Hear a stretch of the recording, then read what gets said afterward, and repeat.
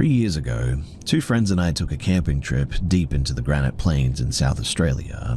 It wasn't really a campground we were staying at, not even a marked trail really, just flat scrubland broken by boulders, thorny bush, and pockets of eerie silence so complete that it almost suffocated you. The whole point of the trip, though, was to go somewhere untouched. No caravan parks, no phone reception, no distant headlights, just absolute isolation was the plan. But by sundown of our second night, a dry wind had swept across the plains, rattling the spin effects in the hard bursts, and we'd set up the tent beside a cluster of rocks that gave some shelter from the wind.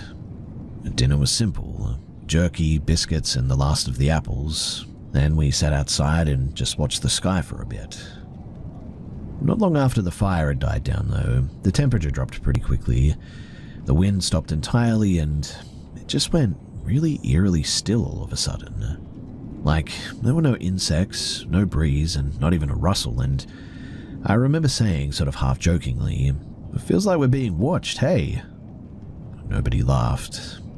It must have been around 1 a.m. when I woke up to a strange thud outside of the tent, too.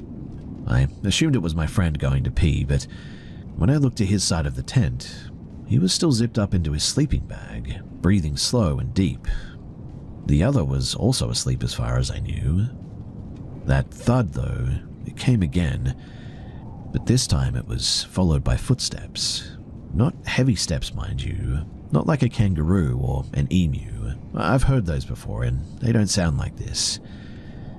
These were slow and deliberate, like someone pacing in boots, except way too steady and too measured, almost like dragging each step slightly. My heart started hammering upon hearing it. I held my breath to listen, and the footsteps moved around the tent, one full circle. Then again, and then they stopped right beside my head. And then something brushed the fabric. Not a paw swipe and not a bump. It was the distinct shape of a hand. 4 long fingers pressing in slowly, feeling the material, moving the way that a person tests the texture of a curtain. Also, the temperature inside of the tent, it dropped instantly. It was like we were in a refrigerator all of a sudden. My friend whispered, barely audible, "Do you hear that walking?" I didn't answer, because the hand, or whatever it was, slowly dragged downward until the pressure disappeared. We waited. Minutes stretched long enough to feel like hours, and then something exhaled just outside. It was the faintest, weird sort of wet sound, like a breath drawn from teeth but with spit in it. My friend mouthed, "Say something." I shook my head violently. The footsteps started again, circling faster this time, gravel crunching, brush snapping softly. Then it stopped on the opposite side of the tent from before. I noticed a shadow passing across the thin nylon, tall as well, too tall, with oddly shaped sort of angles at the elbows or the shoulders. I couldn't tell, it was hard to make it out, but it looked sort of like a person but stretched the wrong way. The shadow bent as if leaning down to listen. After maybe 30 seconds of unbearable stillness, it moved away, quietly, smoothly, like it knew exactly where to place each step. I can assure you as well that I did not sleep after that. In fact, we both stayed awake the rest of the night, waiting for whatever that was to return. But thankfully, it didn't. Just before sunrise, though, when the sky was going grey, we stepped outside to check the campsite, and there were footprints, but not clear ones, just really weird sort of long impressions. It was almost like a person had walked barefoot, except the shape wasn't right. It was too narrow at the heel, too long at the front, and no clear toes. They circled the tent twice from what we could make out, then veered off into the brush and disappeared over the rocks here. We left within 15 minutes, packing everything in complete silence, and none of us looked back. To this day, we still argue about what we actually saw or what we actually heard. The others say that it might have been a person living out there illegally. They think that it was maybe an animal with deformed tracks, but I can tell you this much. Whatever circled our tent, it definitely walked on two legs. Whatever touched the tent, it certainly had fingers. And whatever made that shadow, it wasn't shaped like any person that I have ever seen.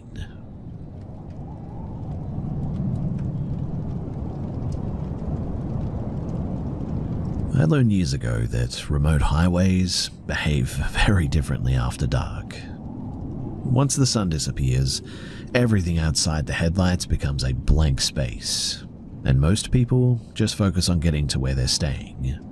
That was the plan one evening in early 2016, when I was traveling through the Sierra Nevada region in California with my partner Elena, her brother Mark, and Mark's wife Dana. We were unfamiliar with the back roads and relied too much on a GPS that kept redirecting us, but a sign on the main road pointed toward an overlook, and even though we were already running pretty late, we followed it. That detour took us onto a narrow, uneven road that hugged a steep descent. The drop-off on the right side was severe enough that none of us talked for about several minutes. Eventually, though, the road widened and a lodge came into view, built directly into the slope as if it had been anchored there decades earlier. It was called the Old Ridge Inn, though there was nothing particularly ridge-like left around it, just tall, dark timber and a long balcony overlooking a fast-moving creek. The man checking us in, he introduced himself as Mr. Halpern. His clothing didn't match the environment at all, though. He wore a dated formal suit that looked like it belonged to a different era. His posture was straight, his expression neutral, and his greetings were clipped and practiced. When he smiled, it felt automatic and sort of ended abruptly, like he shut it off mid-motion, and he moved slowly as if he was memorizing each of our faces. Our rooms, they were on the far side of the building. The floors creaked heavily under our footsteps as we traveled there. It wasn't the normal aging sound older buildings make. It was loud, irregular, and almost seemed responsive in a way, like boards shifting in reaction to weight instead of age. The balcony behind our room extended slightly over the creek as well. The water below was fast and produced constant noise, enough to drown out small sounds inside of the room, in fact. Anyway, after we ate in the small dining area, the electricity shut off completely. Power cuts weren't rare in that region, so the staff left lanterns in the rooms, and with nothing else to do, we stayed inside and just talked for a while. The conversation stayed light at first, but the atmosphere shifted because the building felt different without light or background music, I guess.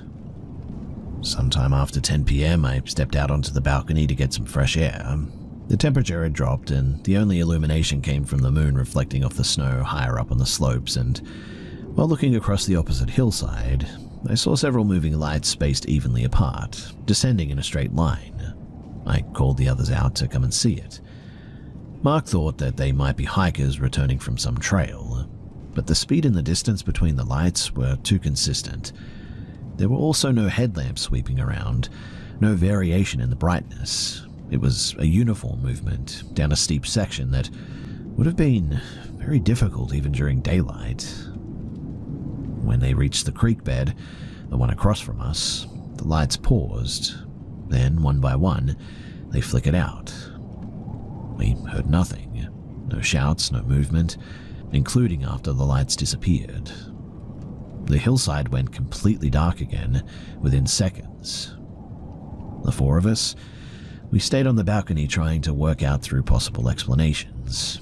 None of them fully made any sense. I mean, the path the lights followed wasn't a trail. The positioning was too exact to be random. The quiet was unusual considering the terrain. A few minutes later, a voice called from below the balcony, though. We all stepped back because it came from a part of the garden where no one had been earlier. It was Mr. Halpern. He stood on a small patch of cleared ground looking straight up at us. The lantern beside him lit only part of his face. He asked if we had seen the group passing through. His tone wasn't surprised or concerned. It sort of sounded like he was mentioning something ordinary. Mark asked who they were, and Halpern explained that hikers sometimes cross the hillside at night for reasons specific to their organization or something. He didn't elaborate and didn't seem interested in providing any more detail either. When Dana asked why their lights had gone out all at once, Halpern said that the terrain near the creek, it was unstable and that groups sometimes chose to continue on foot in the dark there. Even as he said it, the explanation just didn't align with what we saw. Navigating that slope without lights in winter conditions, it was unrealistic, really. He told us that if we heard anything later that we should just ignore it because the creek amplified noises at night. Then he walked back toward the main building without waiting for questions, and that was that. We stayed outside for another half an hour, trying to see if the lights would reappear somewhere else along the ridge, but nothing happened. Eventually, we went inside, though none of us really slept that well that night. Between the shifting floorboards and the constant sound of water below us, it was hard to relax. Nobody mentioned the lights again until morning, but the next day we checked out early. Mr. Halpern acted exactly as he had the night before. Straight posture, a motionless face, short sentences. When we asked whether the area was safe to drive through in winter, he gave a sort of brief nod and said that the roads were maintained when necessary, but nothing else. We left the building and we didn't talk for like several miles. All four of us had the same impression too, that whatever we saw on that hillside wasn't something that he wanted to explain, let alone discuss with us. There were no news reports later about missing hikers or nighttime activity or anything, and nothing about that slope appeared in any of the local posts that we searched. We didn't go back to that region, and none of us have taken unmarked scenic routes in the mountains since then, but I sometimes think back about those lights, and I don't think that they were people. I think that they were something else.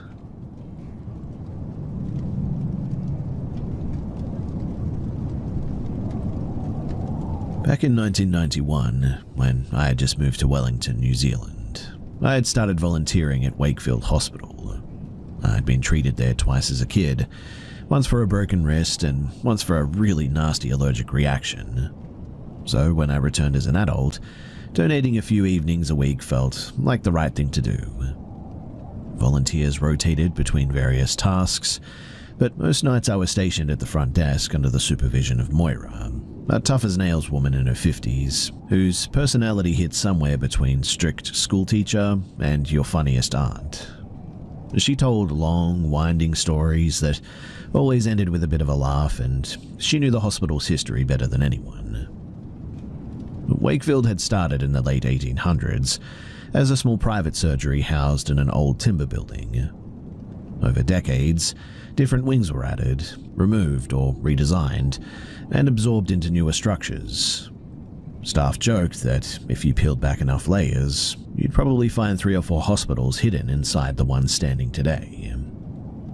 Now, my shift, it always ran the same.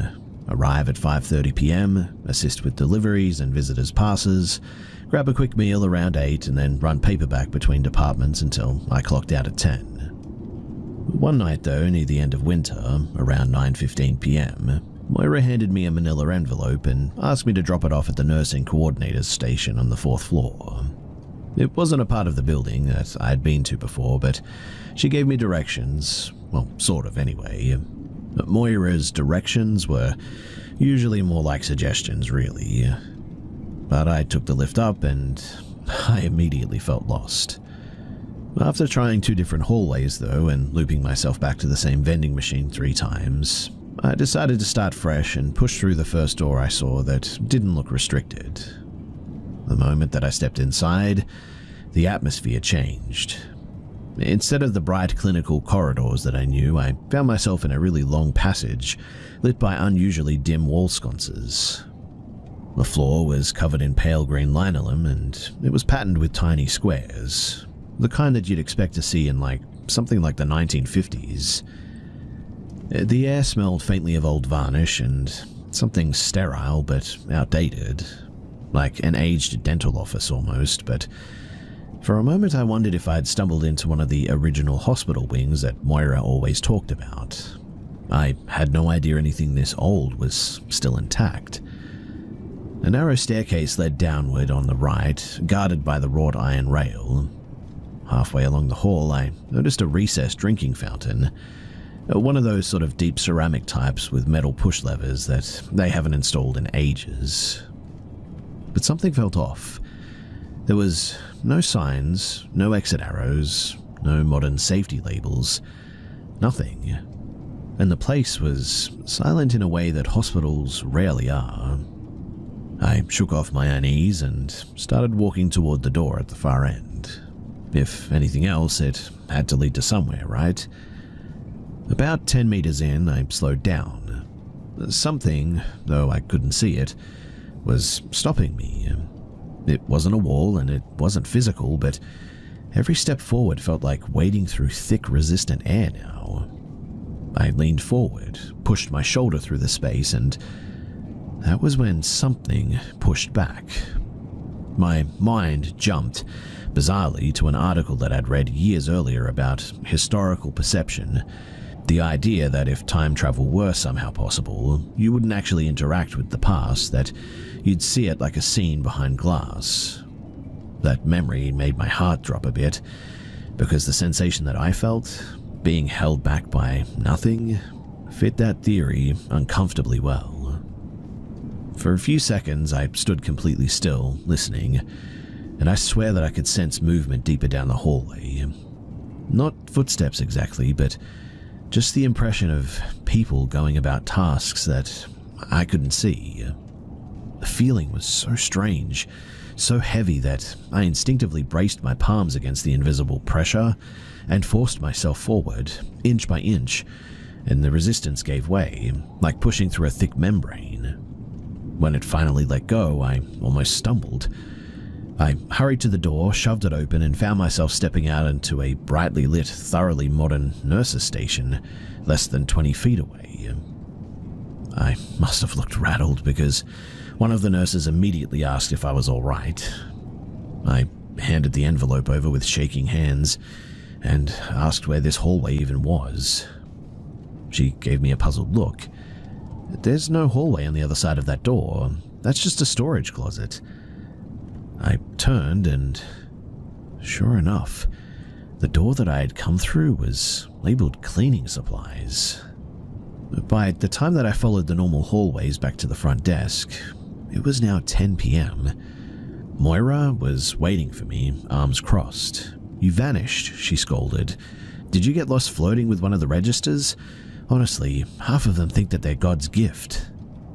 I told her the only version that she might not laugh at, that I accidentally wandered into some old corridor during renovations and I got stuck behind a stiff door. But she burst out laughing anyway. "There hasn't been a usable original hallway in that part of the building for decades," she said. "They gutted it in like the 70s. Come back next shift and I'll show you." And she did. 2 days later, she literally dragged me upstairs and we checked every door, storage closet, utility room, and emergency exit. And nothing resembled the space that I know that I had walked through. There was no old retro lights, no iron staircase, nothing. For almost 2 years afterward as well, I would occasionally slip away on breaks to hunt for it again, partly to prove that I hadn't lost my mind, partly because the experience just felt, well, unfinished. But I never found anything even remotely close. Eventually my work hours changed and I had to stop volunteering. Wakefield Hospital has expanded since then, modernizing again and absorbing 2 nearby clinics. I still walk past the place sometimes, and you would never know just how many layers it hides beneath the surface, but I'll probably never know what that was or how I came to be in that position. But I certainly have never stopped thinking about it.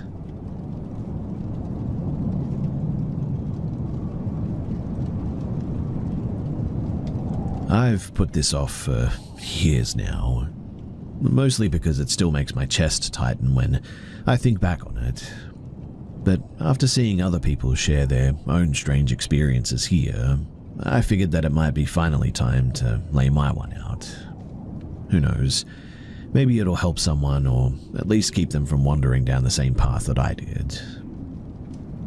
When I was 22, this would have been late 1998 into early 1999, I lived in a small flat above a laundromat in Bristol, UK. I was working nights at a bar, sleeping at odd hours, and spending most of my free time buried in secondhand books about mysticism, esoteric philosophy, and sort of fringe spirituality stuff.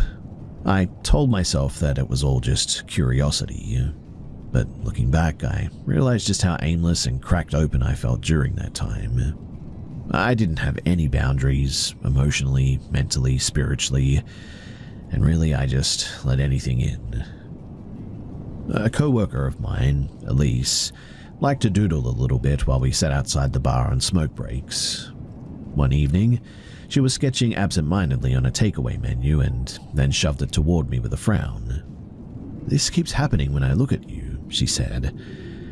"It looks like a spiky halo radiating outward." I laughed it off, asked whether she was teasing. She said that she wasn't. She wasn't sure what it meant, only that your energy feels loud. I didn't think much of it at the time, but it stayed with me for days afterwards. Anyway, a few months later I went through a breakup that absolutely flattened me. I spent weeks barely leaving the flat, reading obscure books and convincing myself that if intention could influence anything, maybe I could use it to shift my life back on track. I didn't do any rituals, nothing dramatic, just sort of focused, breath-held wishes, the kind of thing that you'd all call harmless if you didn't know what was coming. And then, one night, I felt something respond. I still don't know how to describe it properly, but it was like leaning too far over a railing and sort of realizing that there's just nothing underneath. A pressure, an opening, or a sensation that something enormous and unfamiliar had suddenly noticed me. The next morning, I boxed up every occult book that I owned and dropped them at a charity shop. I told myself firmly that I was done with this, but something had already slipped in. I felt it before I saw anything too, a presence that absolutely towered over me, thin and heavy at the same time, like a tall shadow bent into impossible angles. It never fully stepped into view. It always stayed in corners and just out of frame, like it knew that showing itself outright would break something in me. It wasn't constant, but it certainly lingered. Cooking dinner, it would hover behind me. Folding laundry, I'd feel something leaning over my shoulder.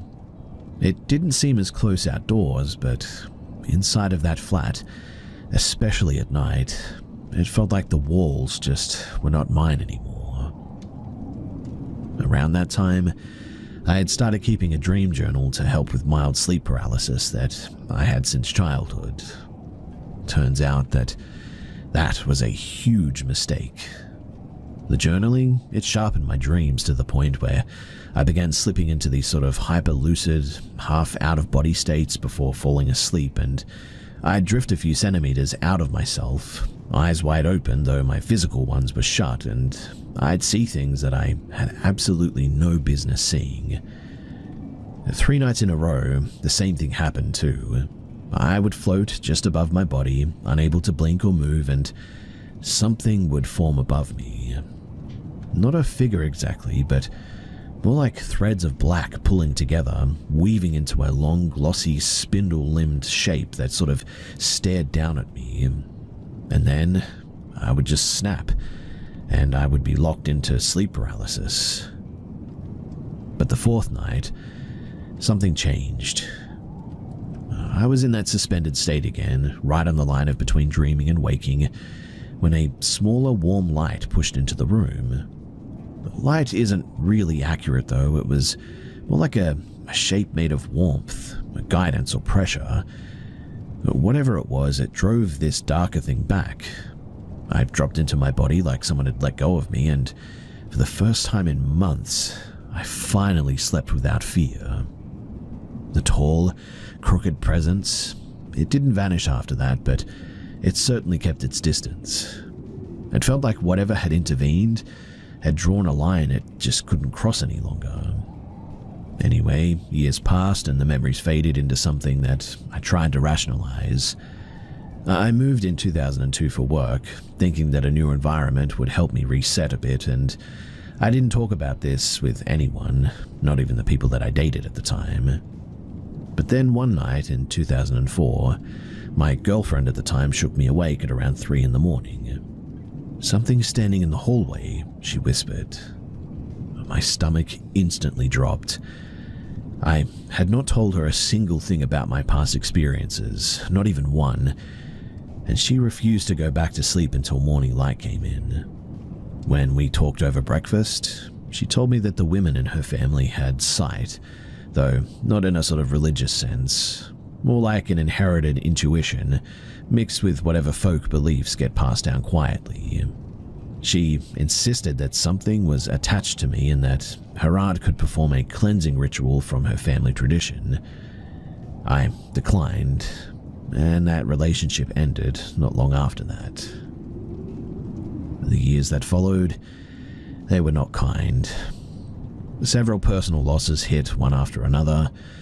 I slipped into depression, drinking too much, running on empty, and eventually I moved again, back to Canada where I had grown up, and at the urging of a co-worker, I signed up for a week-long retreat hosted by an Indigenous group near Thunder Bay, Ontario.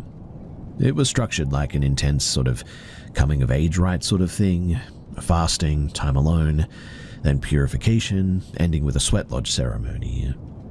By day 5, I was physically drained and mentally stripped raw. And when the final night came and we crawled into the sweat lodge, heat pressing in from all directions, something inside of me felt like it was coming apart all of a sudden. When I stumbled out into the cool air afterward, an elder guided me to sit on a stone. I was shaking so badly that he had to steady the water bottle that he had given me. "You're carrying less now," he said quietly.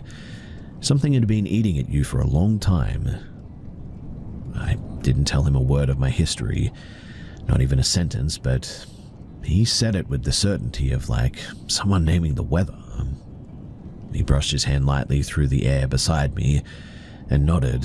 Whatever that was, it's now gone. And for the first time in nearly a decade, the air around me suddenly felt empty, in the best possible way, space that belonged to me again. I don't want to make it sound like that retreat magically fixed my life or anything, because it really didn't, but it certainly recalibrated something. I started therapy, running, lifting, eating properly. I learned to pay attention to my mental health instead of trying to bypass it with spiritual shortcuts. And eventually I found yoga, though I pushed that too far once as well, and that's another story for another time, with its own warning attached, but I'll wrap this up by saying this. I don't claim to know what I invited in all those years ago. I don't know whether it was just psychological, spiritual, or something sort of in between. But I do know that there are ways of opening yourself that are far easier than closing yourself again. Curiosity isn't dangerous by itself per se, but curiosity mixed with emotional vulnerability can make you porous to things that you're not equipped to understand. These days, I keep my grounding practices simple. I don't reach for anything otherworldly, and I just make sure that my space feels like mine all the time. I keep lavender and cedar in the house, and whether or not it does anything metaphysical, it keeps me centered. That's enough for me. I'm not trying to scare anyone here or anything, but I only want to say to be careful with what you invite into your inner world. The doors don't always close because you want them shut, and you need to be careful with that.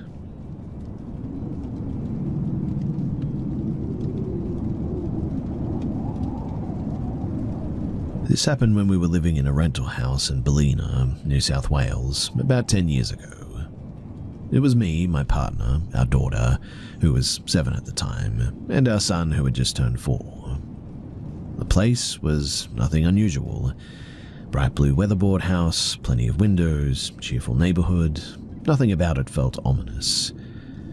I worked remotely as an analyst back then, though, glued to my laptop most days. My partner worked mornings in a clinic in town, and because of our schedules, my son spent most weekdays with me. The house had a second-level living space beneath the main floor, technically not a basement, but more like a converted lower level with a big sliding door that opened to the yard. It was filled with toys and books, and he loved playing down there sometimes while I was taking calls upstairs. It was a little after 1 o'clock in the afternoon on a completely ordinary, sun-soaked weekday, and I remember because I had just made a cup of tea and was sitting at the dining table answering some work messages. Nothing felt strange. There was no tension, no odd noises, no sense that anything was off. Then I heard a scream. Not the kind of yell that kids make when they trip or get startled. This was a sharp and raw, pure panic scream. I instantly dropped my mug and sprinted toward the stairs. I was so sure that he had broken a bone or gotten his hand caught in something that I was already running through first aid steps in my head. Halfway down the stairs, I saw him bolting up toward me, red-faced and shaking. I grabbed him and checked him over, but there were no injuries. No scratches, nothing. So I asked him what had happened. He looked over his shoulder, eyes wide as coins, and said, "There's a bad person down there. Not a monster, not a shadow, or not something scary, but just a person," is what he said. The lower level could only be entered from the inside of the house, and the yard facing the doors had deadbolts on them that we kept locked pretty much always. Which means that really nobody could have gotten in without us noticing it. There wasn't even a path behind the house. Now, before I could say anything else, the sound started. Heavy footsteps, not subtle and not creeping. They came up the stairs in violent, deliberate thuds, each step landing hard enough that I felt the vibrations through the wood underneath my own feet. It was like someone much heavier than me was launching themselves upward, hitting each step with their full weight. And it was close, 5 or 6 steps below us at the very most. I could feel the rapid rhythm of the impacts through my feet, and my son clung to my shirt so tightly that he stretched the fabric. I froze for a split second. I genuinely thought that someone had broken in and was sprinting toward us, but the stairway was directly in front of me and nothing was visible. There was just the sound and the shaking wood, which I could see the wood bending. Then it stopped midway up the staircase. The footsteps just ended. No door, no turn, no retreat. It was just gone. I instantly rushed upstairs with my son, shut the hallway door, called my partner, and then called a neighbor to come and check the lower floor with me. We walked the entire level, every corner, every cupboard, behind the curtains, beneath the furniture. Nothing disturbed, nothing missing, and no sign of any intruder.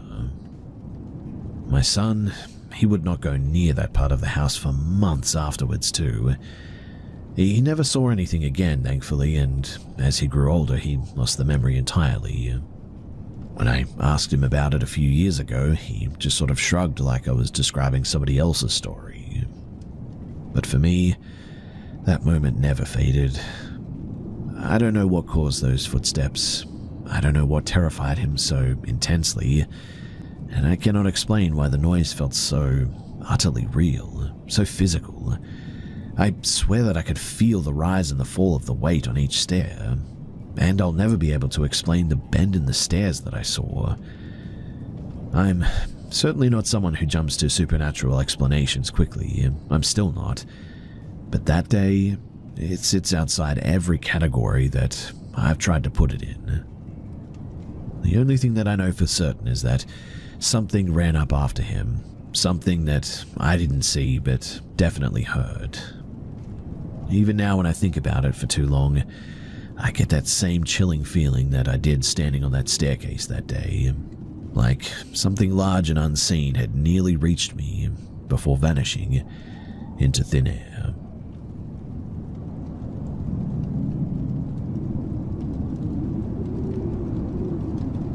I never meant to spend decades thinking about something that lasted less than a minute. But memory is strange in that way. Certain moments cling to you for reasons that you don't fully understand. I wasn't interested in strange phenomena back then, and I certainly wasn't looking for anything unusual. It was just an ordinary evening in Hobart, Tasmania, sometime in late July of 1999, cold enough that the windows would fog if you breathed too close. I was upstairs in my room, half-heartedly sorting through homework, when I was hit with this sudden sharp feeling, like someone nudged the back of my mind and told me to stand up. No sound, no movement, just that odd intrusive urge to sort of look outside. I wandered over to the small window facing the street and leaned close to see past the reflection of my own face. I tipped my head up, and that's when I saw it sliding over the rooftops, almost directly above our house. At first, my brain tried to call it a plane, but none of the guesses that I had even came close to what I was looking at. It drifted overhead with a stillness that felt impossible, a broad, rounded shape with a sort of faint sheen to it, as though the surface absorbed light instead of reflecting it. What struck me most was its silence, though, like absolute silence, the kind that made the hair on my arm stand up. If it had been any lower, I swear that I could have reached out of the window and touched it too. The craft was larger than any city buses that rumbled through our suburb, perhaps even longer, and shaped a bit like a curved disc with what looked like a raised section at the center. Dotted across the underside were clusters of dim lights, pale yellow, dull red, and a handful of sort of bluish-white ones that seemed to pulse faintly, almost like breathing, and the lights weren't arranged symmetrically, which made it feel less mechanical and more organic in a way that I still struggle to describe. The object angled slightly as it moved, giving me a clearer view of its side. There were what looked like narrow slits or panels that glowed from within, though the glow wasn't strong enough to spill into the houses below, and I couldn't make out any texture to its surface. In fact, it looked perfectly smooth, like polished stone or wet metal. It moved slowly, steadily, gliding without any wobble or vibration. No wind followed it, no hum, no disturbance in the cold air. I watched it drift toward the distant hills behind the city, shrinking as it ascended until it became a faint blot against the dark sky. During the whole thing, though, my mind couldn't latch onto a single familiar explanation for what the heck this was. It was like trying to name a color that you've never seen before. I remember gripping the window frame so tightly that my fingers ached. My heart wasn't even racing, though. I think I was too stunned for fear to even kick in. Later that week, I checked whatever local reports that I could find. Newspapers, old internet forums, anything. A few people from areas outside of the city claimed to have seen something moving strangely across the sky that evening, though none describe it quite the way that I saw it. I barely talked about it afterward, to be honest. Not out of embarrassment, but because I just never felt like I had the right words to explain what I witnessed. Well, without sounding completely unhinged, that is. Life moved on, I guess, and years passed, and that strange shape above the rooftops became something that I carried in silence with me. These days, with all the discussion about unusual aerial sightings, it's tempting to pretend that we have a language for these things now. But the truth is that whenever I saw that night, it just didn't fit into the categories then, and it still doesn't now. I don't claim to know what it was. I only know that it wasn't a plane, it wasn't a helicopter, and was not anything that I've ever seen before or since then. The quiet object drifting overhead in the winter dark, whatever it was, remains the only moment in my life that truly refuses to fade.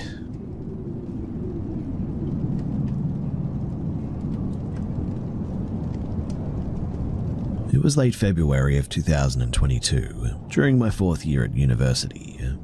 There was a small family gathering at a boutique lodge my dad had rented. and since I was living in student housing only a few suburbs away, I figured that I would walk there instead of catching a ride. I'd been to the lodge with the family half a dozen times by now. Barbecues, birthdays, random weekends. The route was painfully simple. Hop off the bus, take a single long road toward the coast, turn once, and the lodge sat right at the end. My brother joked that even he couldn't get lost, and he once ended up at the wrong campus entirely. But this was the first time that I was heading there alone, you see. I arrived at around 1:15 p.m. The sky was cloudless, the street looked normal, quiet houses, trimmed hedges, the distant rumble of the ocean. I turned down the road that I had taken every time before and I started walking. But somehow after a few minutes I was back at the exact same corner where I had begun. Same trees leaning over the pavement, same little post box with a peeling number 47. I actually laughed out loud, assuming that I had zoned out scrolling on my phone or something. I tried another turn and another and straight, left, slight right, but it didn't matter. Each path curved back to the same corner like the streets were folding in on themselves. It didn't feel like getting lost, it felt like the neighborhood was sort of rearranging behind me. That's when it hit me too, the silence that I hadn't noticed. There wasn't a single person walking their dog, no cyclists, no cars rolling past, not even the sound of a lawnmower, which here is basically unheard of in the summer weekends. In any case, my dad called, irritated that I wasn't there yet. He tried giving me directions, go past the roundabout, look for the white fence, but everything that he described might as well have been in another country. Nothing matched anything around me, and eventually I hung up because hearing his voice made the whole thing feel more surreal. After almost an hour of looping the same few streets, my legs were absolutely shaking. I dropped onto the curb, poured warm water from my bottle over my face, and tried to steady my breathing. The sun was baking the pavement, the air felt dead, and for a few minutes I just sort of sat there staring at the stillness, wondering if I was dehydrated or disassociating or maybe even just losing my mind. Then, like a cut in a film, someone was standing halfway down the road. There was no approaching shape, no footsteps, but one blink the street was empty and the next there was a figure just there. It was my dad's cousin, Joanna, and I hadn't seen her in years. She waved at me like it was the most normal thing in the world and told me that she had thought that she saw me walk past earlier. She pointed down a side road that I swear that I hadn't seen there like 10 seconds before and told me to keep straight. I followed her instructions and within 5 minutes I was now at the lodge. Sunbathers, traffic, chatter, normal life all around me again. I did tell my dad the whole story, but he brushed it off as heat exhaustion or me missing a turn. I tried to believe that too. I really did. Months later, I mentioned it casually to my aunt during a family dinner, and she froze before I even finished. She then told me that she had had the exact same experience near that same intersection 15 years earlier, wandering in circles in daylight, every route folding back in on itself at the same point, the streets emptied out like someone had pressed mute on the world. She said that a few other locals had mentioned the same thing too, always within the same handful of blocks and always on blistering hot days. She even told me the name that some older residents use for it, a turning pocket, a place as they describe as where you walk right but the world gently pushes you left. Honestly, I still don't know what happened to me. I don't have any explanation that fits cleanly, and all I can say is that for a little while in a sunny suburb, I knew like the back of my hand that I walked into a place that didn't behave the way that a normal neighborhood should, and I still don't know why. If anyone has gone through any sort of similar situation to this, then I would really love to hear about it. It's been 2 years since then, and I still replay it more than I want to admit in my own mind, so if you have any explanation as to what this is, then please do share.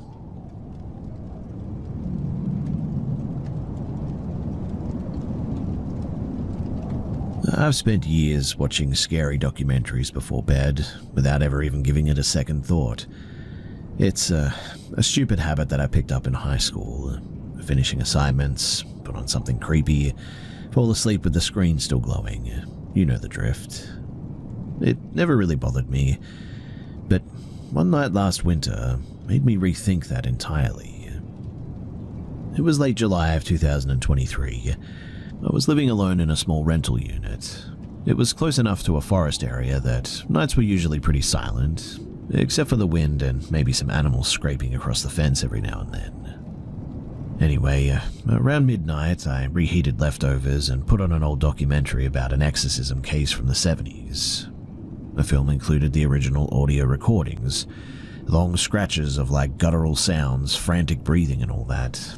The kind of sounds that really get under your skin, even if you don't think anything supernatural is going on. By the time that it ended, I felt this really uncomfortable sort of buzzing in my head, like I'd overlooked myself. I shut everything down and I crawled into bed at around 2:15 a.m. Now, about an hour later, something jolted me awake. It wasn't a voice or footsteps or anything. It was a thud of something falling in another room. My kitchen isn't really that big. If a mug did topple, I would know exactly what it sounded like. But this was heavier. I shuffled down the hallway, sort of half asleep, expecting to find a mess on the floor, but nothing was out of place. But what was strange was the heaviness in the atmosphere that I felt. I sort of turned around instinctively, convinced that I had seen someone standing in the doorway at one point, but the hall was empty.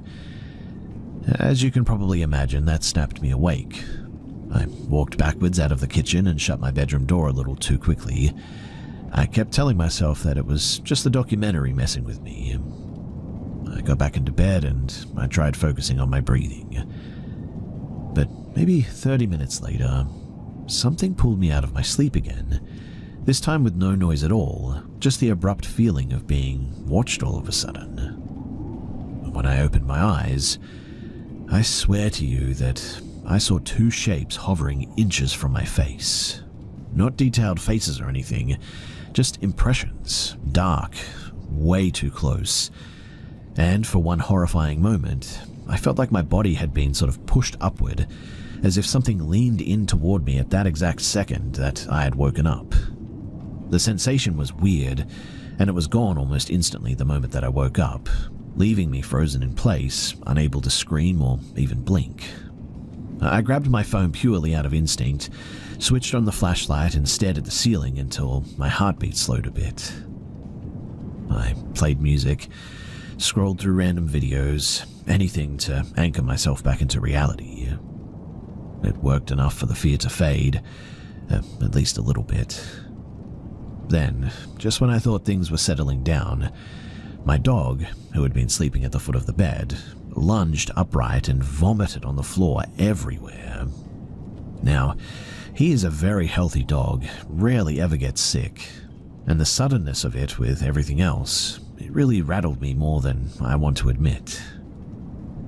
I cleaned it up and I sat with him for a while, but he kept glancing toward the doorway, ears pinned back, as if he was hearing something that I couldn't. Eventually, he barked one sharp guttural bark into the empty hallway, then another, and that bothered me more than anything else that night for some weird reason. I left the lights on after that. I'm not even ashamed to say it, but at some point exhaustion won and I drifted off. The next morning, everything looked normal too. The kitchen was tidy, the hallway quiet, my dog acting like the night never even happened, and for a few hours I convinced myself that it was all just a chain reaction. A late-night documentary, half dreams, an anxious mind turning shadows into shapes, and my dog just being sick. But I still cannot explain the sound in the kitchen. All those two dark shapes so close that I could literally feel the warmth of my own breath bouncing back at me. And look, maybe it was nothing. Maybe my brain was firing off leftover images from the documentary or something. Or maybe exhaustion can twist reality more than we like to admit. I don't want to jump to the supernatural explanation, but whatever happened that night, it didn't feel like imagination. It felt like something brushing up against the edge of my awareness and then sort of slipping away before I could understand it. I've been watching horror stuff right before bed still, and that's as far as my conclusions really go at this point. Beyond that, I honestly don't know what to make of any of it.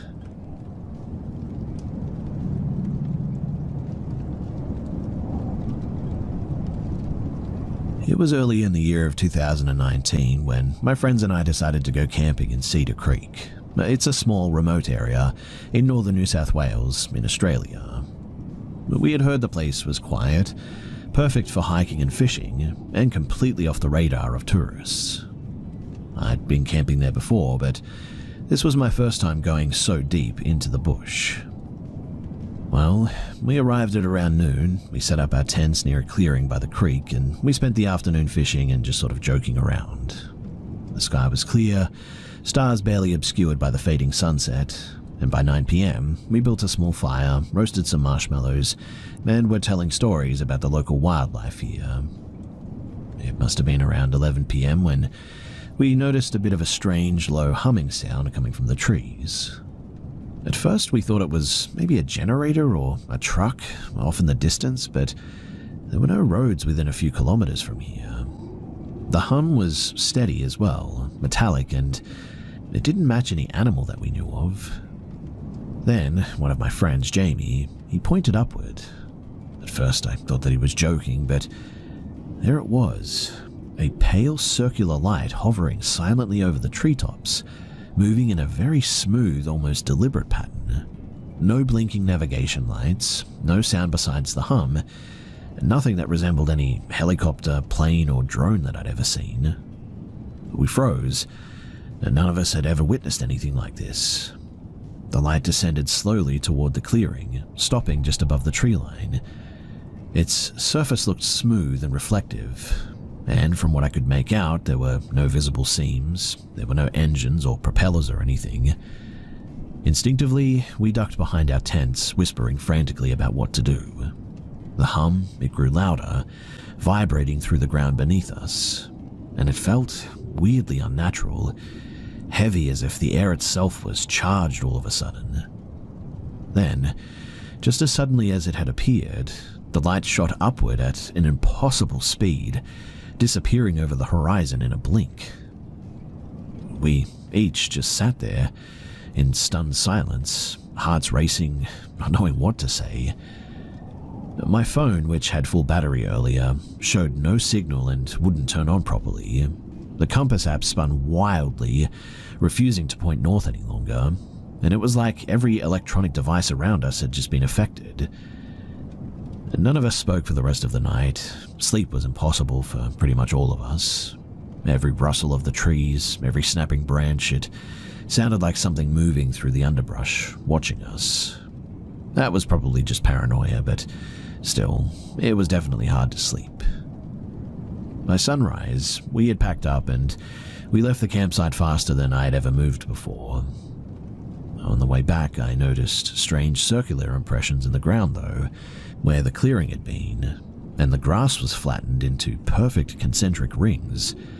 It was subtle and barely noticeable unless you were really looking directly for it, but it was definitely there. We never went back, and even now thinking about it makes the hairs on my neck stand on end. I've read about UFO sightings in the remote parts of Australia before, but experiencing something so close and silent like that, with no explanation, out in the middle of nowhere, well, it changed the way that I look at the night sky, probably forever. Sometimes, too, when I'm driving late at night in like rural roads or somewhere dark, I always remember just how close it felt and how small we all felt, and how completely powerless that we were in its presence.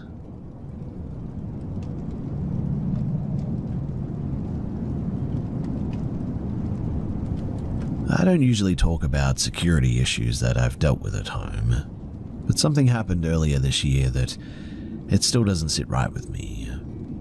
It occurred on a Thursday afternoon in the small town that I live in, where my family also lives.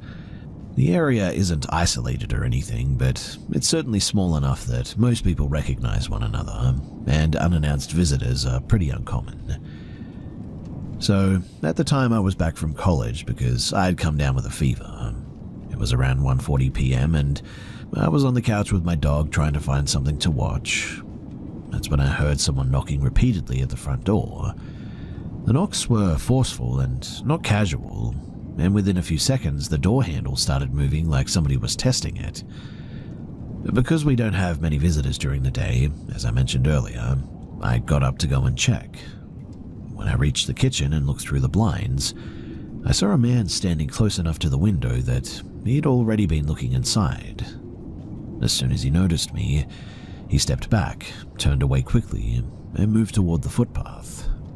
Another person was waiting near the street. Both were wearing dark clothing, and the man at the window had a face covering that only exposed his eyes and his mouth. They walked out of the court and kept going until they were no longer visible. That interaction didn't last more than maybe a few seconds, but it was uncomfortable because the last time something unusual happened on our property like this, our shed had been broken into. Considering that many residents were at work during that time of the day as well, there weren't many potential witnesses around, which maybe they knew that. Later, we asked a couple of nearby residents if they had noticed anything. One neighbor 2 houses down said that she saw the same 2 men walking through the area shortly before they reached our place. She also said that she didn't recognize either of them, and we contacted the police and filed a report, but there really wasn't much else to do because no property damage had occurred and they didn't try anything further after leaving. The officers said that they would patrol the area more often for the next few days, but they didn't have any immediate leads, and so that was it. Now, I recognize that it's possible that they were looking for a specific house.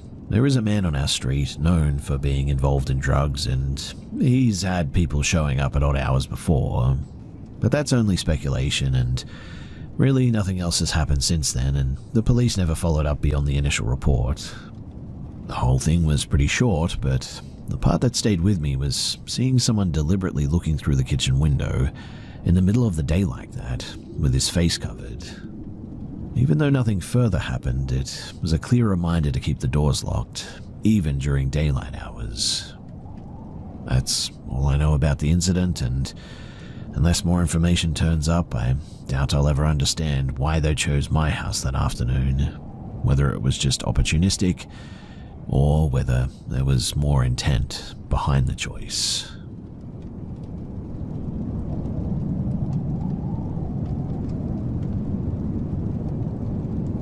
I hadn't thought about this incident for years. That is until my sister mentioned something unrelated that brought it back to mind. It happened when I was pretty young, living in a low-income neighborhood. The area wasn't dangerous every day, but it certainly wasn't a place where kids roamed around without keeping an eye on their surroundings. Most afternoons, I played outside with the other kids who lived around the block. One of them, a boy named Evan, lived diagonally across from us in a weathered duplex. He was a couple of grades older than me and slept in a converted loft above his family's place, which always seemed interesting to me at the time. I first met him when we went door to door, offering to mow lawns for money one day. One evening, though, in late August of 2009, I was at his house playing games for a few hours. It got dark and his parents told me that it was time to head home. Evan said that he would walk with me, even though I could literally see my house from the end of his driveway. As we reached the road, a man in dark clothes stepped out from between 2 parked cars. He had a black hoodie pulled tight around his face, and the way that he approached didn't look casual. In fact, he walked directly toward us without any hesitation. He asked us, "What are your names?" I didn't want to answer because the situation felt off. But before I said anything, Evan introduced himself and then gave my name too. The man followed up by asking what we usually did outside, and Evan mentioned the small pool table upstairs. The man still hadn't shared anything about himself, No name, no reason for talking to us. He then asked, "Where are you both living?" That question shifted the whole situation from strange to concerning. I already knew by that age that we weren't supposed to give out personal information to adults that we didn't know. So I pointed at a house that wasn't mine and said that that's where I stayed. Evan immediately contradicted me though, and pointed directly at my house. I felt trapped because now the man had accurate information about where I lived. The man looked at me again and said, "Which place is yours?" I tried to stick to my lie and argued with Evan, who genuinely didn't seem to understand why I was doing it. The man watched us argue and then said, "It's alright, just tell me." The way that he said it didn't feel friendly. I doubled down and repeated the lie, saying the house that I pointed to was mine and that Evan didn't know because he had never been there before. When the man still didn't seem convinced, I panicked and yelled that my dad had guns and would deal with anyone who came to our house. None of which was true, but I said it to discourage him. After I raised my voice, though, the man said that he had to leave and he walked off without another word. I ran straight inside as well, slammed the door and told my mum that someone was going to break in because Evan gave out our real address to them. I don't think she was sure about what to make of the story. She told me to calm down and stay inside for the night, and so I did. I struggled to sleep for the next few days because I kept replaying the conversation and imagining the man coming back. I also stopped spending time with Evan after that. I didn't explain it well. I just sort of said that he shouldn't have told the stranger anything, and I think that he took it personally. In any case, we moved to another part of town about a month later due to unrelated reasons. But a few weeks after the move, my mum told me in a really sober tone that Evan had apparently disappeared. His family reported him missing, and some people said that he might have run away. At the time, I was way too young to consider anything else and put two and two together. But as an adult, I've wondered about that night more than once. I don't know if the man had anything to do with Evan going missing, and I cannot assume anything without evidence, but what I can say is that the whole encounter felt wrong from the start, and I still think that my instincts were accurate. I really have no way of knowing what actually happened to him now, but I do hope that he was eventually found because, as far as I know, I don't think that he was.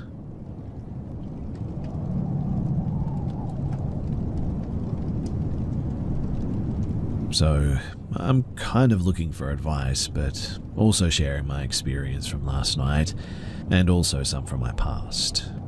I'm wondering if they're related, I guess. To start, I guess I should say that for the past 5 years or so, I've been suffering from some intense and terrifying sleep paralysis. It has always involved a tall, shadowy figure with no other distinct features. The experiences vary, but always end up with me screaming myself awake in an attempt to get somebody to wake me up. Maybe it's related, maybe it's not, but I figure that it could be useful information. Rewind, if you will, to when I was between the ages of 4 and 8. I'm basing that time frame on the house that I lived in at the time. I had a reoccurring nightmare where a tall, brownish-grey, shadowy figure would chase me around my house, which had turned into a dark, foggy, and sort of mossy landscape within the structure of the house. I would always open my eyes and I would see this figure wandering around outside my bedroom, and I would hide behind my door. Then it would come and start peeking through the crack in between the door frame and the door, and start to curl its unnaturally long fingers around the open side of the door. At this point, I would crawl under my bed and let it come into the room, then squeeze out of the other side of my bed and run out of my room and proceed to turn all of the lights on in the house while this thing followed me. I would eventually end up in my parents' bedroom, turn their light on and start screaming as it approached their door. And it was at this point that I would actually wake up, and all of the lights would be on in the house, and I mean every single light. Every closet, laundry room, my sister's rooms, bathrooms, etc. Mind you, nothing different ever happened in the dream, but it did occur frequently. And my parents, they have acknowledged that I was constantly sleepwalking, turning on the lights, so I know that that's not a false memory, but I'm not saying that it can't just be a reoccurring nightmare, and that's it. However, the dreams stopped after we moved out of that house, which obviously was very strange. Fast forward though to when I was 10 or 11. There was one late spring day where nothing particularly interesting happened. I went to school, came home, did my homework, played some video games with some friends, and went home to eat some dinner. After dinner, I took our dog for a walk around our neighborhood. I love to go on long walks with our dog at night, and just to listen to the entire Linkin Park Meteora album. However, on this night, my CD player stopped working about halfway into Don't Stay, the first full-length song on the album. So I took off my headphones and we kept walking since our dog knew the route that we normally take. About 10 or 15 minutes into our walk, I noticed that the night was, for some reason, unusually quiet. We lived close to a fairly busy main road and 2 miles from an airport, so ambient traffic and airline noise was really normal here. But this night, I really heard none of it. I look overhead at a plane about to land at the airport, and weirdly, there was zero sound. I can hear our footsteps and my dog's breath, and really that was it. Another plane passes overhead with no sound again. I chalk it up to weather and the wind or something, and I keep walking. Nothing else really eventful happens on the walk or after I get home. But I get into bed and have a deeply sinking feeling right as I drift off into a dreamless sleep.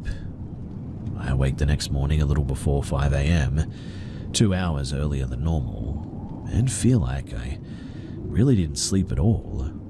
It genuinely felt like I stayed up all night long. I felt delirious, foggy, and really shaky. My lower back was itchy, so naturally I went to scratch my itch and noticed 2 roughly quarter-sized scabs directly on my spine, one about a half inch above the other. Even as I share this, I can still feel where they were as well. Obviously, I freak out and I tell my mum. She says that they are perfect circles as well and asks what I fell on. Mind you, I didn't fall on or back into anything. I was never laying face down and had something land on me either. There was no blood on any of my shirt as well, which was really strange. They seemed to have just simply appeared, and they were completely gone and healed in 2 days with no scars as well, which, again, it just seems, well, impossible. Anyway, fast forward to last night, a little over 20 years later, and I woke up at 4 a.m. on the dot, wide awake, with the feeling that I was being watched. I sat up in bed and looked around. I didn't see anything worth noticing, so I went outside to get some fresh air for a minute or two and then went back to bed. Right as I was about to fall asleep, I heard something heavy running on our roof. I sat up again to listen for it, but nothing more happened. So I went back to sleep around 4:30 or 4:45. When I woke up to my alarm at 6:30 this morning, I once again felt like I didn't get a single minute of sleep. The way my body felt was very reminiscent of pulling all-nighters at the gaming shop when I was in high school.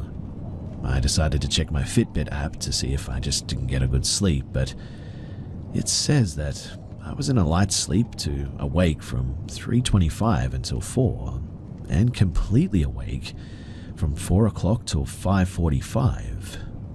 But I know I closed my eyes again and started drifting off well before 5. If you've made it this far, then thanks for hearing me out. If you have any thoughts about what happened to me or advice, then genuinely, I would love to hear it. I need to figure out what happened last night and in my past, and if you have any advice as to how I could do this, then please do let me know.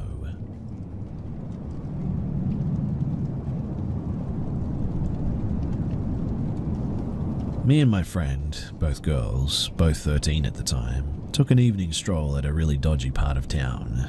Really idiotic, I know, but this was pre-2015. It was January and it was pretty dark outside.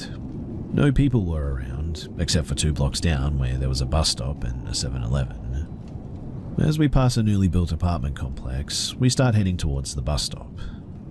Before I understood what happened, someone trips over my leg, falls face down on the pavement, scratching himself, and drops something that rattles, metallic-y, on the asphalt. We both find ourselves staring at an adult male who starts screaming bloody murder, grasping the thing that fell out of his hand as he gets up and starts charging at us, telling us to get over here. We immediately start running towards the apartment complex. The door was unlocked, thank God, and we rush up the stairs and encounter a couple who were on their way out. We explain the situation to them, holding back tears. The man thankfully didn't follow us inside. The couple tried to calm us down and followed us outside, and no man was there to be seen. He had just vanished. The couple, they seemed to be in a hurry and decided to just leave us to get back home on our own. As we go towards the bus stop, really shaken up, we see the same man enter the bus that's just about to leave. He looks really calm now and put together, at least from the glance that I got. His bus leaves and we get home sometime later, not telling our parents about the situation since we were scared that they'd get mad, that we decided to walk into that area of town and never let us walk again or something. It's been more than 10 years since then, and we both discuss this pretty often as we really had no idea what actually happened. The man honestly just seemingly appeared out of nowhere as we didn't hear him approach until he was about a few meters away, and there were no people around us to drown out the noise of him approaching. We don't know exactly what he was holding in his hand that he dropped. All we heard was the weird rattling sound and saw something silver looking. We questioned if it was a folding knife, but the memory is so foggy by now and we honestly didn't get a good look at it. I also don't know how I managed to trip him up either, and why he seemingly stopped chasing us after a few steps. At first we thought that I just accidentally made him fall as he started running toward the bus stop, but he came up behind me and the angle that he came from left several meters free from either side of me that he easily could have used if he had to bolt to the bus or whatever. I guess we both just decided to leave it at that as just an accident, but I don't know. I still feel uncomfortable when I pass that particular part of town, and I'm not so sure that that guy didn't trip over us on purpose or something. Again, it's a bit of a foggy memory, and like I said, we don't have all the details, but the way he chased us and the aggression that he used in his voice, I will never forget that.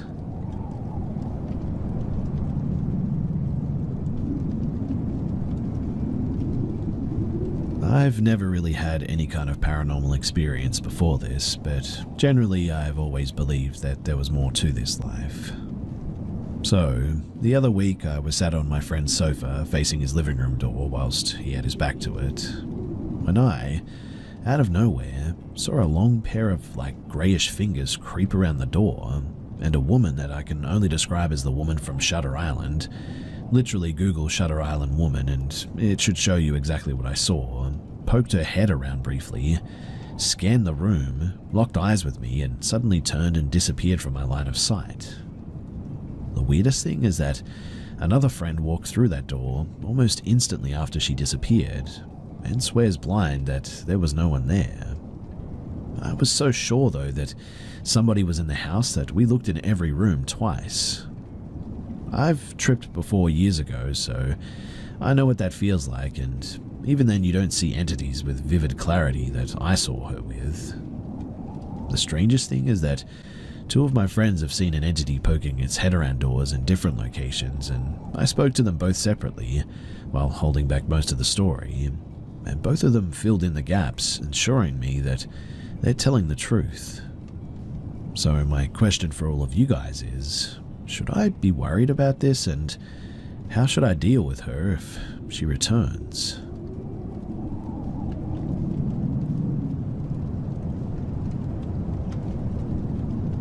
This happened about 21 years ago when I was around 9 years old, but I still vividly remember that day.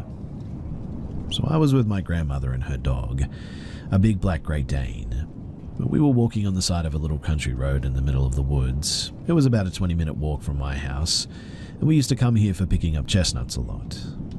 At some point, the dog went a little further into the woods and I started to follow him. At the same time, a car arrived on the road and stopped. I looked at my grandma and she made a sign to tell me to stay where I was. I saw her talking with the driver. He looked like a middle-aged man. From where I was, I couldn't hear exactly what they were saying, but I heard my grandma raise her voice. I saw the man open his car door. I was sure that he was about to grab my grandmother, and I was terrified. She screamed to me to run into the woods, but a big dark shadow ran into the guy. It was the dog. I think he must have heard the panic in my grandma's voice and that he understood that there was danger. The guy obviously got scared and quickly closed the car door, and then he peeled out of there. I asked my grandmother what happened, and she just told me that he was a crazy man and that we should go home through the woods and stay away from the road. She also told me to stay close to the dog, and thankfully we got home and didn't see the man again. From that day on though, we never went picking up chestnuts in that area again, and we stopped doing the walkings around the house for many years after that too. We never went walking anywhere else without a dog as well, and I think that's also why I remember this day so precisely. And even if I never saw that man again, he left after him a feeling of danger around my home for a very long time. An encounter that was only a few minutes long turned into years of fear and anxiety for all of us. A fun fact too is that, despite his size, that dog was usually a completely harmless dog who basically got scared of everything, even cats or chickens. But that day, he was honestly the bravest dog on Earth.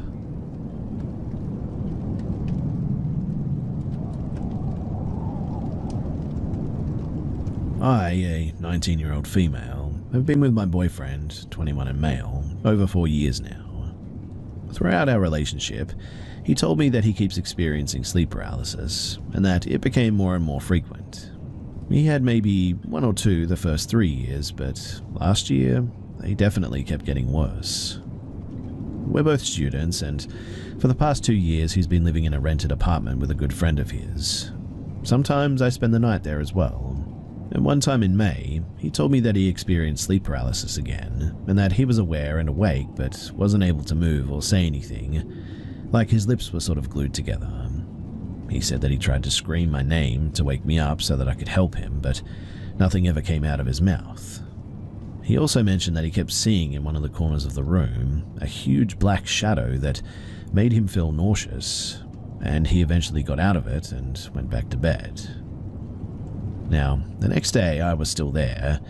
He asked me to stay with him in case something happened again, because he starts to get a bit scared by it.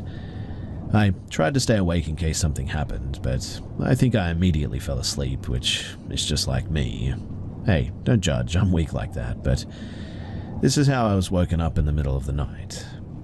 So, I heard some sounds and I immediately opened my eyes. And he was my boyfriend, laying on the side with his back at me, resting his head on one hand and saying random stuff in a language that I have never heard before, looking at the exact same corner that he mentioned about when he had the sleep paralysis. I could have swore too that I saw something moving in the corner almost. But the weirdest thing is that it seemed like he was having an actual conversation. He would talk and then stop, like as if somebody was answering, and then he would talk again and so on and so forth. I was like, what the heck is he doing, and called his name. He immediately stopped talking, and then the heaviest silence filled the room for what seemed like an eternity. Then he started hysterically laughing for a few seconds, and then just passed out of nowhere. I checked to see if he was okay, and he started snoring, so at least I knew he fell back to sleep. I wasn't able to sleep that night. I turned around and cried until I saw the light outside. The next day I told him about it, and he apologized for scaring me. I said that it wasn't his fault, but it was clear that he felt bad. We asked his friend if he had heard anything, and he said no, which made me feel like maybe I was just dreaming. But then he added that he woke up as well that night but wasn't able to move. Felt like he couldn't breathe and claiming that he saw the weirdest shadow in the corner of his room. The apartment, it is consecrated, but I always feel uneasy being there. Another thing I'll add to, although I don't know if it's important or not, but my boyfriend's roommate has nightmares pretty often as well, and would wake up screaming every time. If you've listened to me this long, then thank you. I've always loved paranormal stories and activities and creepy stuff like these, and I was pretty excited to share these with you. Although I will admit that it is another thing altogether to experience it yourself.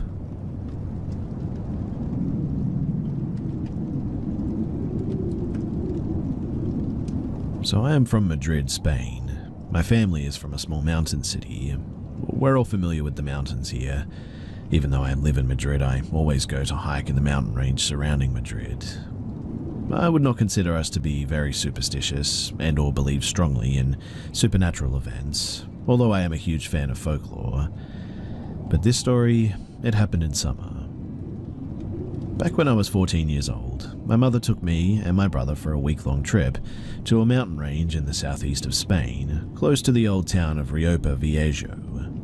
We had already spent half of the week going on multiple hikes, and we visited beautiful lakes where me and my brother could swim, despite them being super cold. Overall, we had already had a lot of fun, and we were enjoying our small family trip so far. Now one day, while it was very sunny and warm, we went on a hike again to this kind of, like, abandoned trail, I guess, which some of the locals of the village, they had recommended it. It wasn't accessible by car and there was no phone service. We didn't care though, because we love to spend time in nature, and we would just spend our time walking and talking instead of being on our phones. We found a crystal clear lake at one point, with beautiful turquoise greenish water and lots of water vegetation in it too. My brother and I immediately jumped in, and afterwards we had a picnic for lunch. So far so good, right? Suddenly, while we were enjoying our lunch, we heard a loud scream. It was very high-pitched, and sort of just overall scary, I guess. Considering the fact that we were next to the lake, in a small valley between tall mountains, we could hear it kind of echoing. All three of us immediately looked at each other, sort of startled. We were certainly not imagining anything. From what we could deduce, the sound came from the other side of the lake, in a very sort of bushy area. The lake itself was not very big, and we decided to make our way around it to investigate. Because, although we had not seen anyone during the entire day out there, maybe someone was in danger, or maybe someone needed help. I cannot really specify what the scream exactly sounded like. In hindsight, it was not your typical scream for help, but who knows what humans are capable of sounding like when in dire need of help, right? Anyway, after a 20-minute walk, we were already getting to the entrance of the bushy area at the other side of the lake, all three of us approaching with our walking sticks in hand and in a cautious position. The first thing that we noticed was an awful smell of, like, rotting flesh that, together with the scream earlier, made us feel a sudden sense of dread. Normally, you would feel welcome when helping someone out, but we didn't feel welcome at all in this place. My instincts were telling me that we should just backtrack our way out of there, while not losing sight of the bushy area, that is. However, we could not shake the feeling that we had to help if someone needed it. So we decided to proceed slowly instead. The joy and the laughter that we had on the other side of the lake was now gone. Whatever was going on at this side of the lake, it felt wrong and ominous. Now, I cannot talk to my brother or mother's behalf, but the hair on my arms was standing on end. And after making our way through the bush for 10 minutes, we finally reached a sort of clearing area. During this whole time, the sense of dread had continued, and the awful smell of rotting flesh had only increased. Finally, in the middle of the clearing, we saw what had caused this smell. In what seemed to be the perfect middle of this small clearing, we found the dead corpse of a deer, or at least what remained from it. The limbs were removed from its torso, and the head was well, half-eaten. The thing is, though, is that the cadaver looked fairly fresh, as if it was killed that same day. However, the smell was still that of a rotting and decayed corpse, which, I don't know, that did not make any sense. We checked for footprints or dung in the clearing, but we didn't find anything. I guess a logical explanation would be wolves, or maybe even bears, since we have both of them in rural Spain. However, the missing footprints and the way of how this deer was ripped apart made it seem almost unnatural. After we had checked the surroundings, we left as quickly as possible, and on our way back, we did not stop to rest at the lake or anything. We just wanted to get out of there as quickly as we could. Now, when we were leaving the valley behind us, halfway up one of the surrounding mountains, we heard yet another scream, similar to the first one. However, this time, we didn't feel the urgency to check if someone needed help. Instead, we paced up our speed and we didn't go back.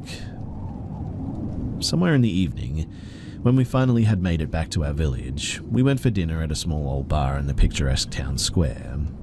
We talked to some of the elder people from the village about our experience with their abandoned trail and all that, and they told us that apparently we had somewhere taken a wrong turn on the trail, since it was not very clear in that this was the reason we ended up at the valley with the lake. They also told us that a few centuries back, during the Spanish Inquisition, the local townspeople had gone to that valley because a so-called witch lived there and set her house on fire, killing the poor old woman. Since then, the locals never hike close to that lake or its surroundings in the valley. A couple of days later, we left to go back home, but we have never been able to shake the feeling of the dread that we experienced that day. Again, we are not superstitious or big believers of the supernatural by any means, but what happened on that day was, well, definitely weird.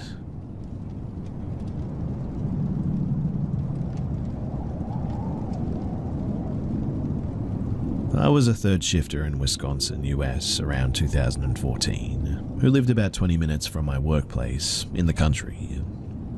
Now, as I was pulling up into the section of the country back road that immediately led into the city, I saw probably the strangest sight that I have ever seen in my life, and I cannot explain it. It was twilight, almost evening, and so the trees were all black against the dark blue sky, and I simply happened to glance up at the top of one of the trees as I was driving, and what I originally thought was the top of the tree flew up into the air at lightning speed and disappeared. It looked like a humanoid thing with wings, but it was so fast that I could barely make out anything else, but it definitely had legs and wings. It just lifted up. The figure with wings that I thought was the top of the tree just flew up and disappeared, lightning fast. I've never seen anything fly that fast. Honestly, it was like a blink. I remember stopping my car outside of my workplace and just sitting there and thinking about what I just saw and wondering if I was crazy or if I imagined it. We don't have any animals or anything natural that looks anything like that, so I have no idea what it was. I decided not to tell my co-workers or anybody ever except until now because, well, it's been about 10 years and it's bothered me this whole time. Do you guys have any ideas as to what this could have been?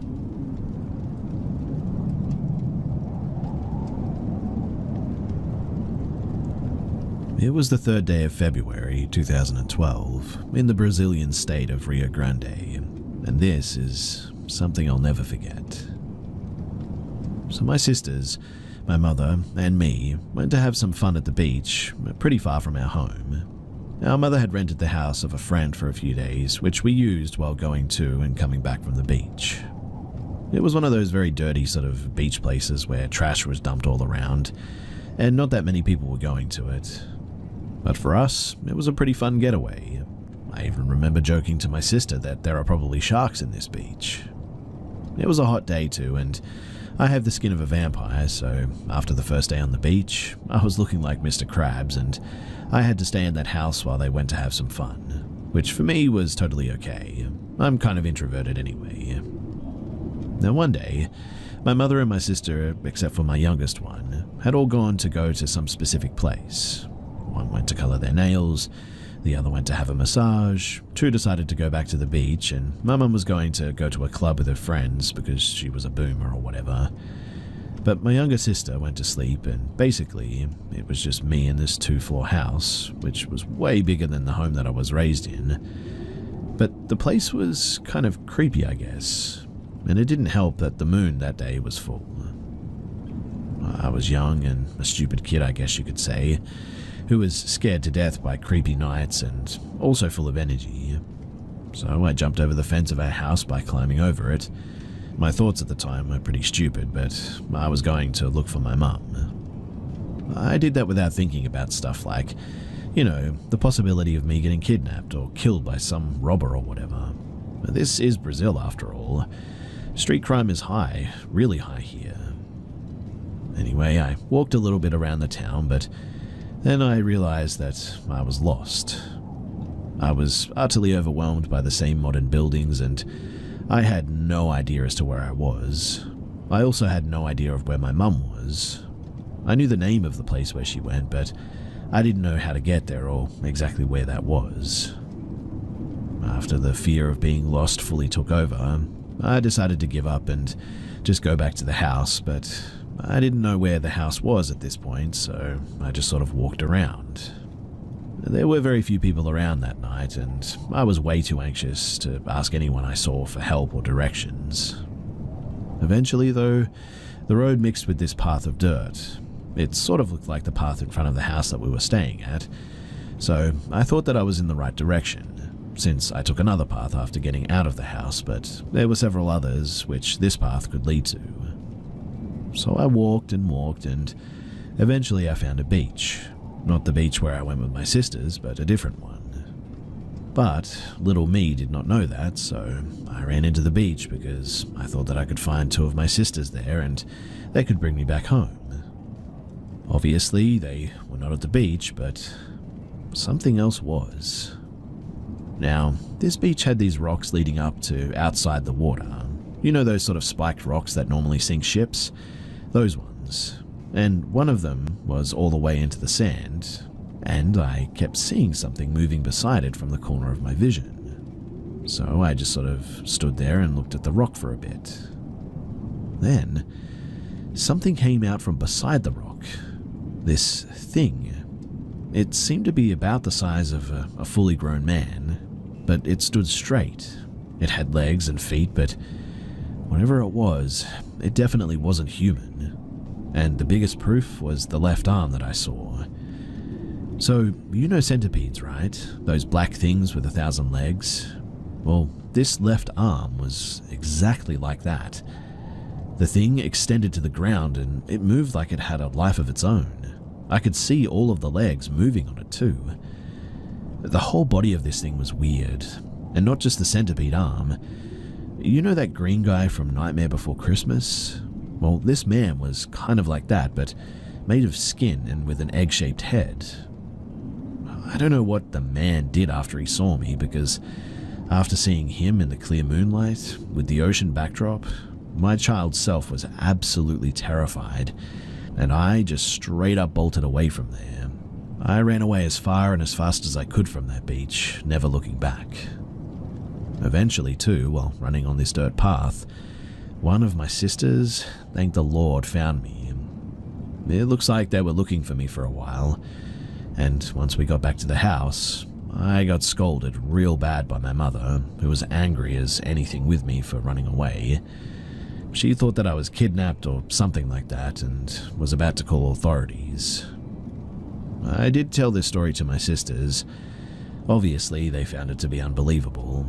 In fact, the only one that believes is the youngest, but she also believes in all that witchcraft stuff, so I guess her belief is sort of already wonky. To be clear with you guys, though, I don't believe in the supernatural stuff like werewolves, Bigfoot, greys, and all that stuff. I think of all of it as just conspiracy theories and stupid beliefs based on zero proof. But to this day, I really do believe that man thing was real. I actually saw it. I wasn't hallucinating. It was there, and it was as real as I was. The memory, it's still very vivid in my mind, and again, I have no idea what it was, but it was real. I saw it, and I'll never forget it.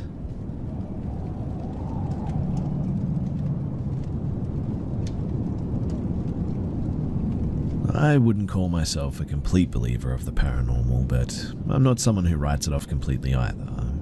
I'm a skeptic, I guess you could say, that's open and willing to believe if given proof. I have family that is deeply involved with this type of stuff, though, and has their own experiences with the paranormal. I've got a few things that happen to me that I can't entirely explain normally. However, the one that I'm about to describe is by far the one that has no type of logic that can debunk it, at least to my knowledge so far. Now, to better understand my experience, you have to understand the layout of my bathroom for it, because it happened in the shower.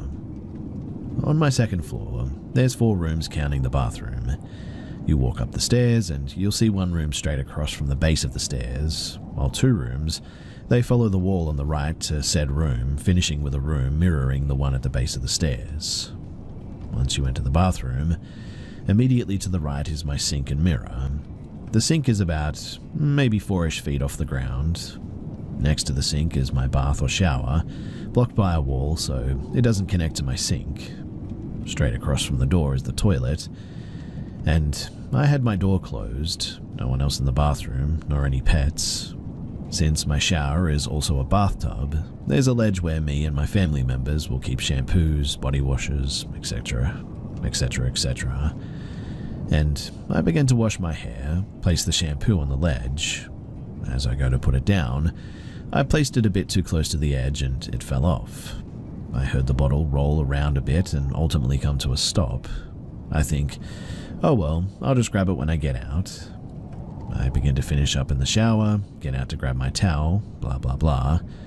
I look on the ground to find the shampoo bottle, but I can't. I sort of look around for a little while, and after a few seconds of searching, I look up to see the bottle sitting perfectly on the sink. Again, the sink is about 4 feet off the ground, and it's away from the shower altogether. I heard it rolling on the ground, and there's a wall separating my bath and sink. I have asked my family members if they did it or someone was just messing with me, but to this day, no one has claimed to have done it. And to be honest, I think I would have heard someone or seen them perhaps if they had come in. So, does anyone here have any form of explanation for this? I'm still scratching my head over it, and it really, really freaks me out.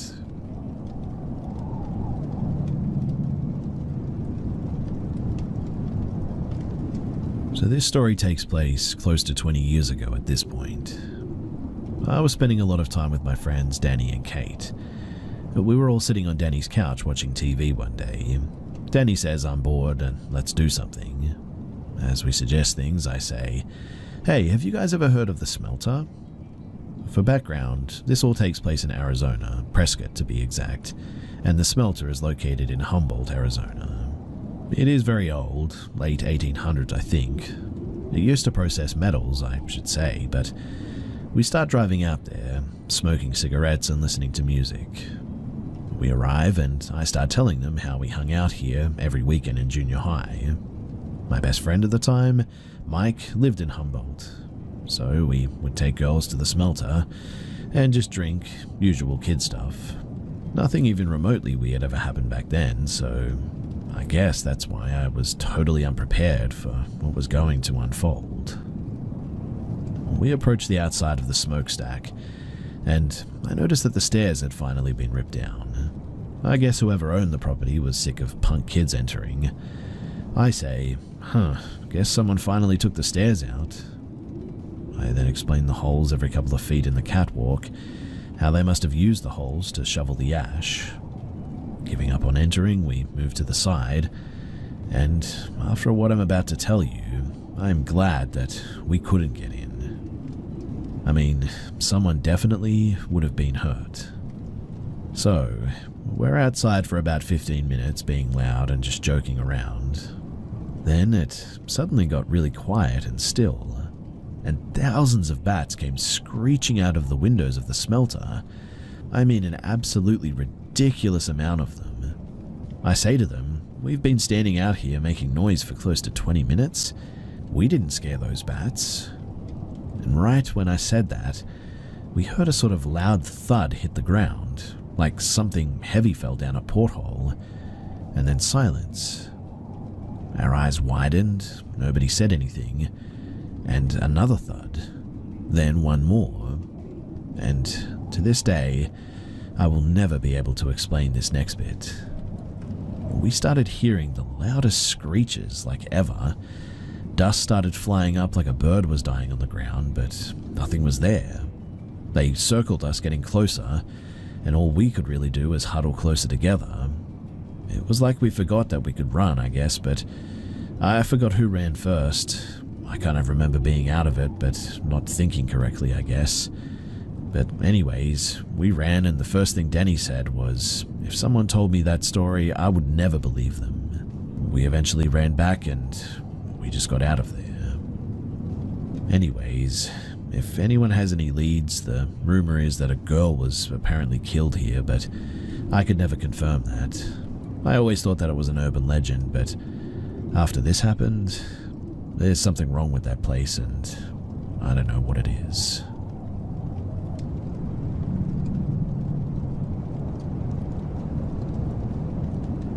When I was 13 or 14, I'm 20 now, I used to go to park at open gym. Basically, I went there for a few days, saw a girl there almost my age for several days. Then one day I just gathered courage and I asked her about directions, just an excuse to talk with her. Then we started talking. Then eventually we kind of became friends. I don't even remember a bit what we talked about, besides the direction question. The only weird thing is that no one ever used to look at her besides me. She only ever talked to me. She didn't used to go to school either. Not like I have a weak memory about anything too, but it just isn't there. Then she asked me to go for a walk. I went behind her and we started running or racing. Then she stopped me in the middle of the race and said, "Let's not go there, weird guys sit there." Which was true, a part of that park is filled with people who do drugs and alcohol and stuff. But I told her it's fine to come with me, and we did, and no one stopped us. We started running in circles on that park, and then the next day I came again and she was there doing some exercise on that open gym. I went near her and said hi. Then we started talking about something, which I really can't think of again, but she used to like talking with me, so she was showing some interest. Eventually, I had a mobile phone. I handed her paper with my number, and she took it.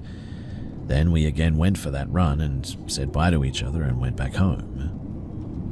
The thing that happened here, though, is that she called me the next day at exactly 12:02 a.m. and said that she wanted to see me and asked to come out. Then I had to cut the call because my mum asked who's there. I told her that it was the wrong number and I went to sleep. Obviously, I wasn't allowed to go outside around that time, but then the next day I gathered some courage again and called that number back during the afternoon. The exact same number. I told her that someone called me, a girl, and they said that he owns the number and doesn't have any daughter. In fact, he didn't even live close to that area because I asked him. Then I went to the park for more than a week, and it was regularly around that time that she was always there, but I never saw her again. No one talked about her too, and she never told me her house, nothing. She sort of just disappeared. Was she grounded by her parents, or did I just experience something weird? I'm not too sure, but what I do have is a recording of me walking, but I thought that she was there, but in the recording, there's no one. So I guess my question is, Did I hallucinate this? Am I going crazy? But I still have her number, or the number at least that I called back that I swore that she spoke to me on. I don't know. The whole thing freaks me out, and to be honest with you, I just want to forget about it.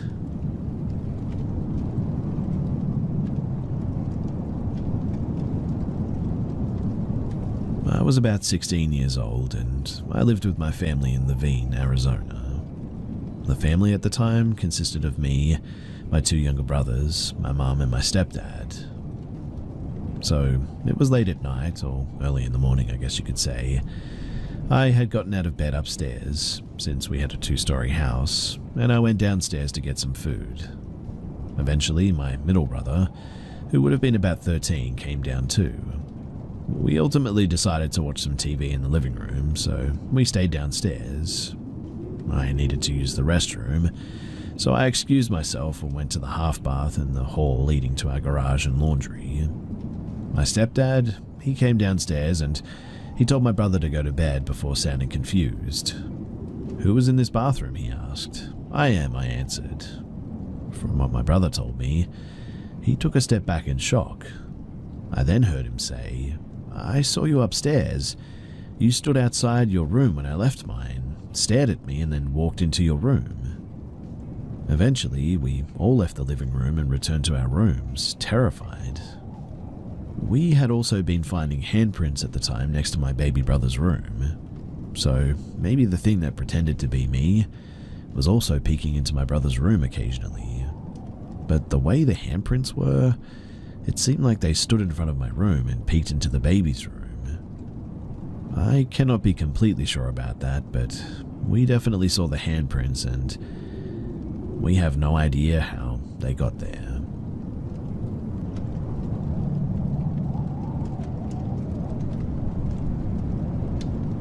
This happened close to 12 years ago when I was about 16 years old in North Las Vegas.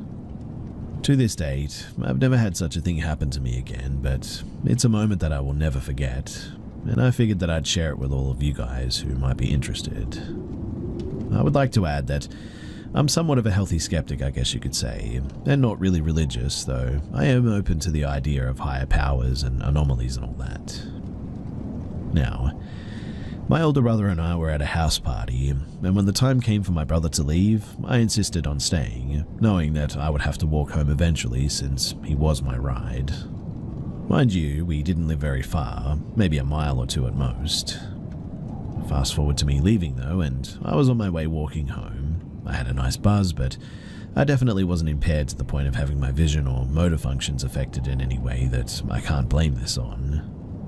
I know the whole 3 a.m. thing is super cliche, but it definitely was around that time frame, so I'm going to go ahead and say that when I started walking home, it was probably around 2-ish. The streets were wide and almost no cars to be seen. I know as a woman it's different, but as a guy I actually took comfort in cars passing at this time because for that small window, I felt like I wasn't alone walking when they were passing, if that makes sense. Anyway, the journey was eerie, but I made it to the entrance of my neighborhood. Unfortunately, my house was basically at the opposite end of this winding road, yet still a straight shot, so I had just a little ways to go at this point. Nonetheless, I knew these streets and safety was definitely on the horizon. The houses are fairly sized, I guess you could say, and as I'm walking down the sidewalk, between each house there's basically an alleyway of darkness.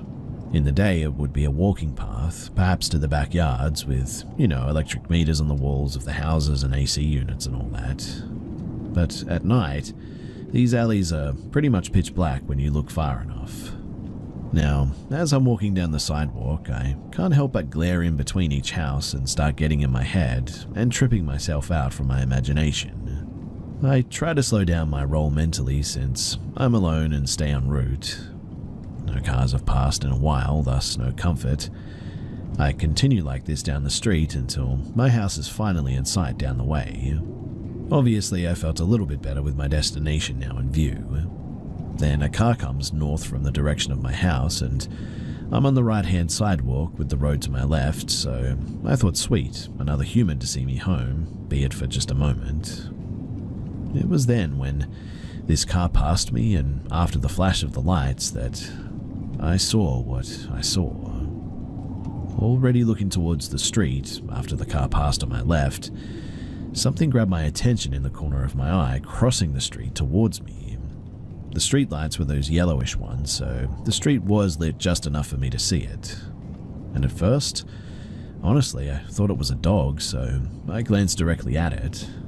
And what I saw initially, if I had to describe it, was what almost seemed to be a black silhouette of a little boy trotting towards me.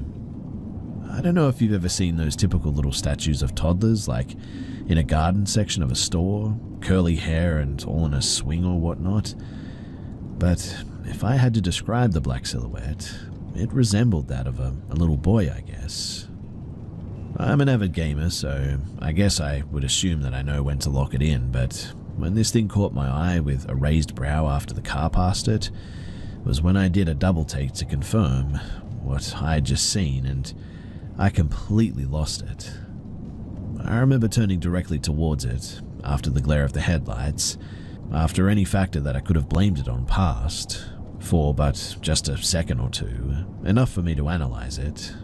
And there it was, a shadowy little boy trotting towards me with no features, around 2.5, maybe 3 feet tall.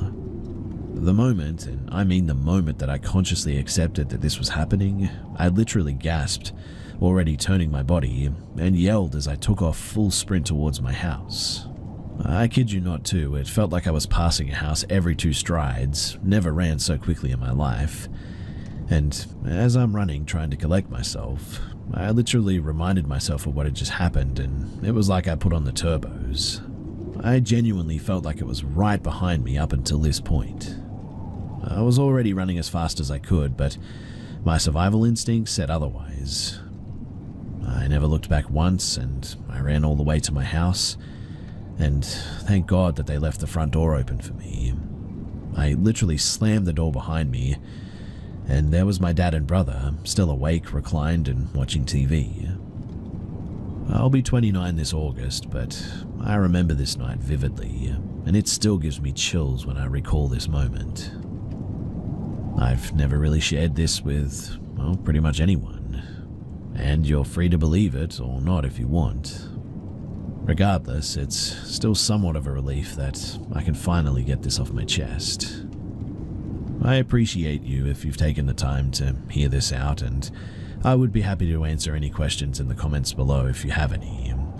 And if anyone who has listened to this has any ideas as to what this is, then please do share it, because I would really like to know.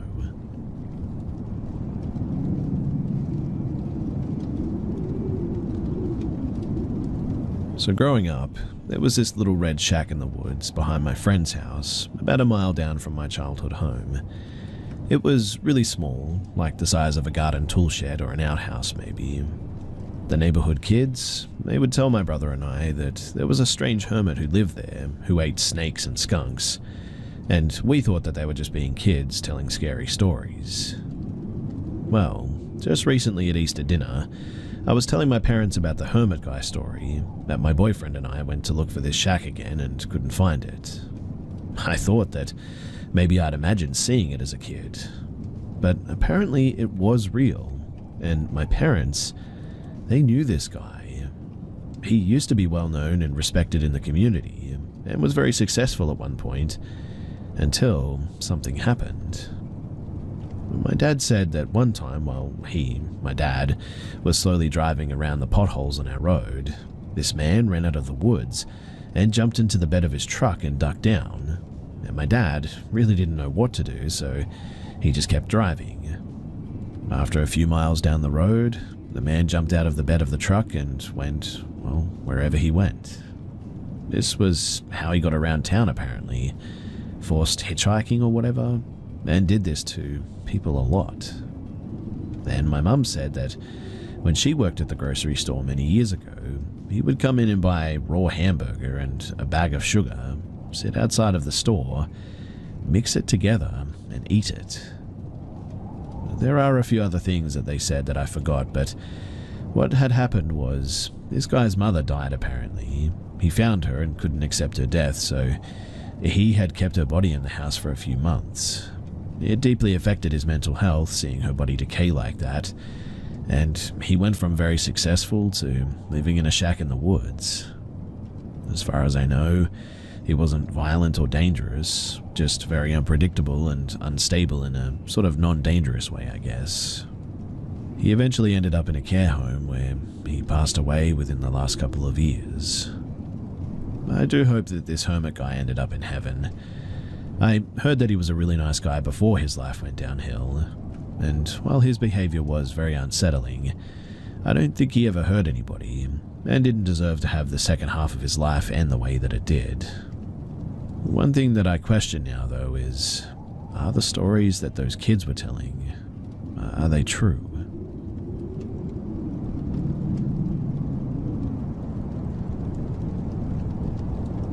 This encounter happened about 12 years ago now, but it still makes me feel incredibly uneasy.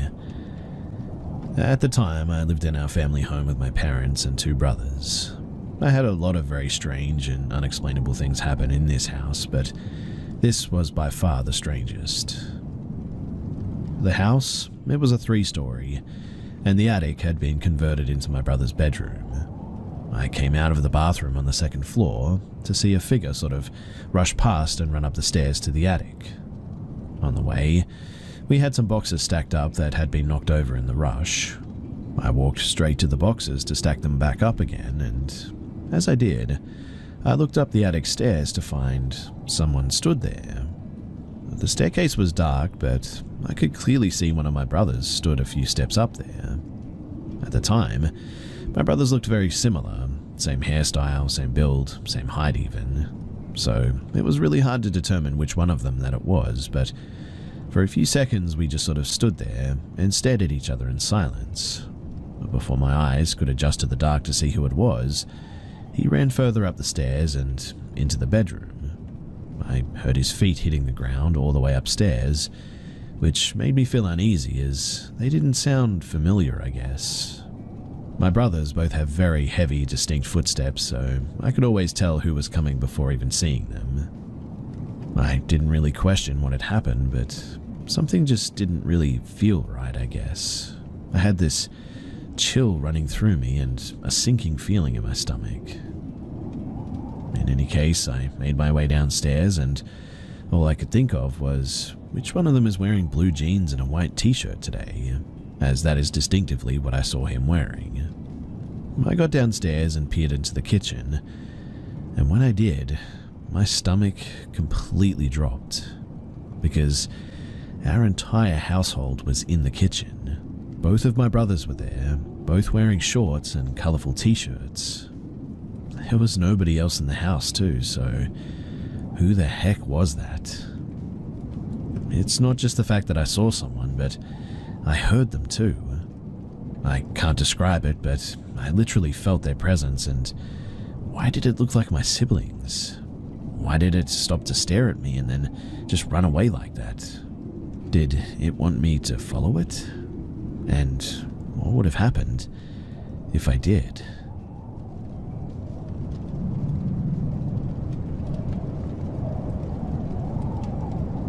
So, there were these two guys that came into my work not long ago. It was normal, really, until my coworker pointed out that the two guys were staring at me very intensely. They were non-stop staring and even turning their heads to stare at me. But they were not hiding it at all, is what I'm getting at. And the stare was very predatory-like and made me extremely uncomfortable. It was like they were watching my every move. Every time I would look in their direction, they would still be staring. For context too, I work at a restaurant and we have bottomless drinks. They ordered food and had eaten it, but kept on refilling their drinks, staying at the table for at least 4 hours, which is highly unusual as customers will typically spend 45 minutes on average or less there, as we're sort of like a fast food restaurant, I guess. One guy was on his computer, though, and the other was on his phone. Sometimes but the majority of the time they were both just staring at me. They were barely talking to each other and were almost silent. One of the guys left at some point, but the other was still waiting there until I had to clock out. The guy also asked me a few questions when he asked me for ice cream, that being where I'm from, because apparently I looked foreign to him and asking if I came from Spain. It was pretty unusual to say the least, but when I left the restaurant and I turned around, the guy was right behind me, so I panicked and sort of stopped. The guy walked past me and I walked in the opposite direction, calling my mum, and thankfully I got home safe. I am nervous about this though, and I'm feeling very uncomfortable. And although nothing really happened, I guess, I'm worried that this isn't the end of this. My gut feeling is telling me that they had bad intentions. And so my question for all of you guys is, well, what should I do?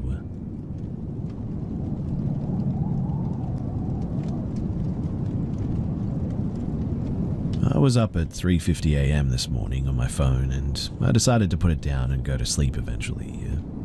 But not even 5 minutes later, I hear sort of shuffling upstairs outside of my door, and for some reason I decided to grab my knife because it was a little bit too weird at this time. Laying in my bed, my door slowly opens super quietly, and I ask what's up, thinking it was my roommate, and he replies, "Oh, nothing." I couldn't tell you if I'd heard that voice anywhere ever, but all I saw was a hooded black figure. He then slowly cracks my door back, but he doesn't close it, so I'm freaking out. I shoot up out of bed to open it, and when I do, he's gone. I cleared the upstairs and saw that our front door was open still when I went downstairs. The only other roommate who didn't lock this door was wide open, but he closed it before he went to sleep too. Mind you, nothing was stolen, and why he would be coming in our house and stealing nothing, I have no idea. Thank God nothing happened, but it just doesn't make much sense. About a month ago, I'm assuming that the same person opened our front door and took off after seeing us awake. The doors, they will be overly locked from now on for sure, but I don't know, something tells me that this isn't over and that whoever this is, that they'll be back.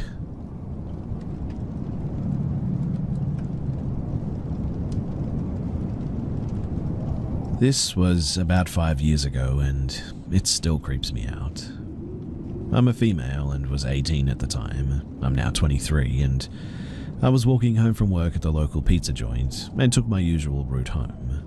It was about 9:45 to 10:15 p.m, and it was super dark that night.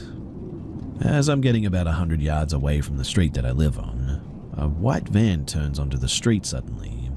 Nothing too suspicious, but something just didn't sit right with me, so I yanked out my earbuds and paused my music. I then turned down my street, and as I'm getting closer to my house, I started getting a weird gut feeling.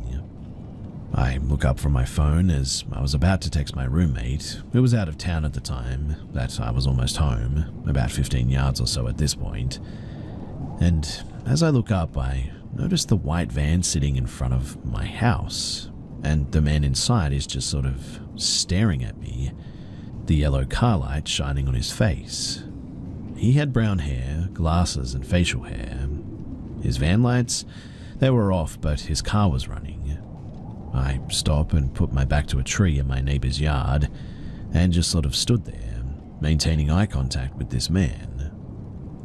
After what must have been about 5 minutes, he starts driving towards the stop sign at the end of the road. I didn't turn my back to him at any point. I kept my back to the tree and maintained visual on the van the entire time until it stopped at the stop sign. He just sat there for another 2 or 3 minutes, seemingly looking in his rearview mirror at me. All the while, I'm not looking away and my back is still on the tree. Finally, though, he turned right, the direction in which I had come from, and after about 20 seconds of making sure that he or anybody else wasn't coming, I bolt to my house instantly. I quickly get inside and lock the door. I go to the window and very quietly look through the blinds. I didn't turn on any lights because, well, I'm not that stupid. And after a few seconds of looking, what do you know? He drove back up and down the street again, and then left. Afterwards, I texted my roommate what had happened, and then went to each and every one of the windows in my house to make sure that they were locked, along with the back door and the garage door too. I made sure to keep all the lights off for the remainder of the night. I didn't sleep a lick that night at all.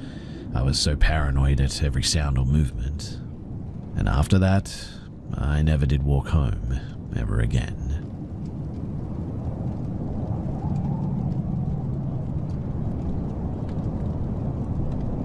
So I'm going to start this by saying that I always had a weird feeling in certain rooms of the house that I live in. It feels like goosebumps, I guess, but only concentrated on one point of my body. I really never thought much about it before. I kind of just thought that I was just cold, even in summer in the blazing heat, which is weird, I know, but that quickly changed when I changed rooms with my parents, who for some reason really wanted to move out of their room in our house. So, it all started when I was 16 years old. I started to feel like I was getting watched while playing video games, to the point where I had to turn around and take a look. Seeing nothing but the darkness of my room, I didn't think much of it. But then my dog started acting weird, barking towards my doors and growling when they were open. Also, nothing, and I mean nothing, could get this dog in the rooms. 2 weeks after my dog started acting like this, doors would just randomly be wide open at a 90-degree angle. I obviously took pictures to be 100% sure that I'd closed them, but they were wide open every single time. I rarely open my window, and there is little to no airflow in my room strong enough to open these doors too. After that, doors started slamming and reopening in front of me. It all got worse too when, after a few months, objects started falling off of my desk and on my shelves and all that, and friends of mine started having panic attacks in my room. I would hear footsteps outside and inside of my room at night, and often had the feeling like somebody was sitting on my bed. Thankfully, I'm not the only person who experienced those things in my room. In fact, I have witnesses for most of the said things. But still, to this very day, sometimes, whatever it is, it comes back to show me that it is still there.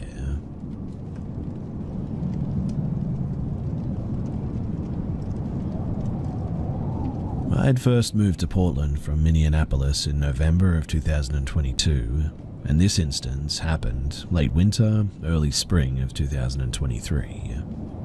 At the time, I was living with my aunt, and it was around 1 a.m. Everybody was in bed, and I was in the living room playing the new Hogwarts Legacy game. All lights turned off except for the cast of the TV when, all of a sudden, I just get a violent chill up my spine, and every hair on my body stands straight up. I immediately break into a cold sweat, and I imagine that this is what prey feels like when something was locked on. My eyes immediately go towards the dark kitchen hallway, and I swear to you that I see long dark fingers wrap around the corner, and my breathing stops as I'm watching this happen in sort of slow motion. I know what happens next, and I see the head pop around the corner shortly after I make out the hand, and I am staring into just a completely black face of darkness, and I know it's staring right back at me, but as soon as it looked around the corner, it went back around, never to be seen again. I'm shaking at this point, but feeling like it was looking for someone specific and not finding them, like I wasn't who they were hoping to encounter. I really don't know, and granted at this time I was living with people who unfortunately stayed within stagnant negative energy, and I cleansed myself as much as possible and tried not to engage in their constant stuff, but this isn't the first time that I've seen shadow people, but this is the first time that I've looked one in the face like that, and I absolutely do not recommend.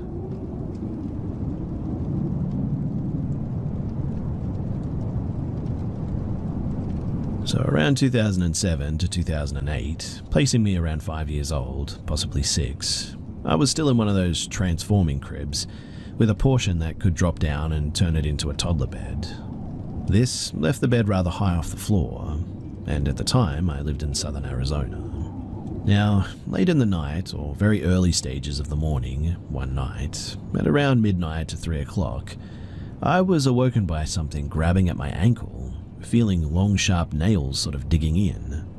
Like stiletto-style nails from the now fragmented memories I still have of the night that this thing looked like a stereotypical witch. Wrinkled, wart-riddled face with a long nose and rotting teeth. It never spoke, but it did manage to pull me off the bed and under it. It startled me, understandably so, right? And it put a single finger up to its lips in the shushing motion. It never changed and simply vanished from the sight as the sun began to rise, and I guess I was just so freaked out that I never spoke about it, although my parents did find me under the bed in the morning. It wasn't some weird dream based on a memory, as at the time I wasn't a huge fan of any media with witches. It was a pretty hard set Lilo and Stitch kid already. Plus, when I got up in the morning, my parents also noticed that I had like digging in marks in my skin, where this witch had grabbed me.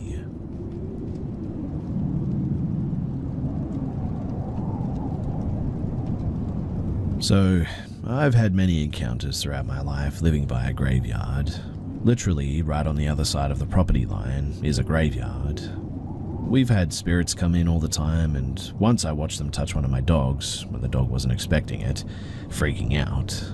I saw a shadow, and then I told them to get out of here to be respectful of the dogs. I've also been seeing apparitions around the house lately, and feeling certain energies, I guess. But nothing dangerous.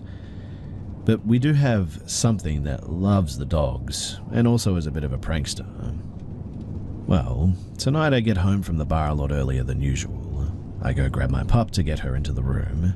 She usually goes right for the bed, and sometimes I'll grab some water or some sort of snack or whatever.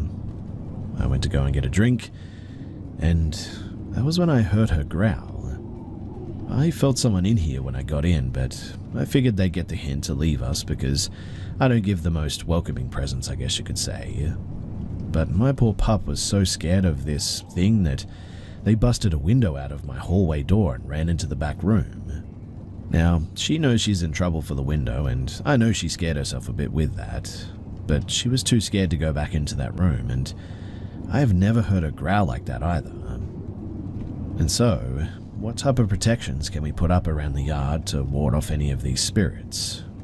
My family is Catholic.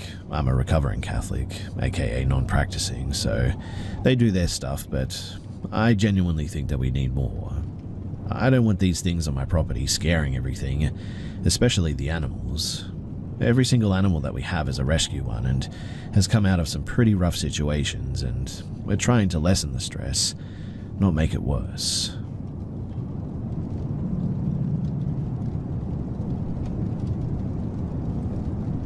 So, for some context, it was about 9:10 p.m. Australian Eastern Standard Time in regional Australia, and I was sitting on a tyre swing at a mate's house just looking down at the phone when I put it down to see a shadowy figure that looked 3D until a normal shadow sitting next to my friend's neighbour's car in their carport shelter.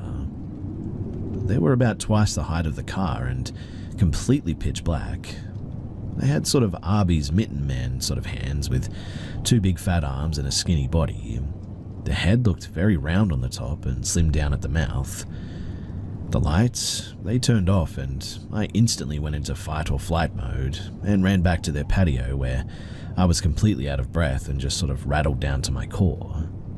I tried telling people, and they say that no one was there and that you were imagining it.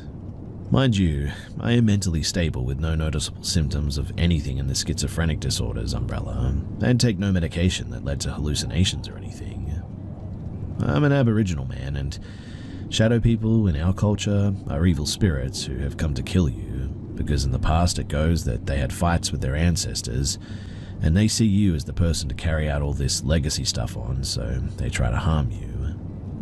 I still don't know what it was, to be honest, and it was just, well, plain scary to see it.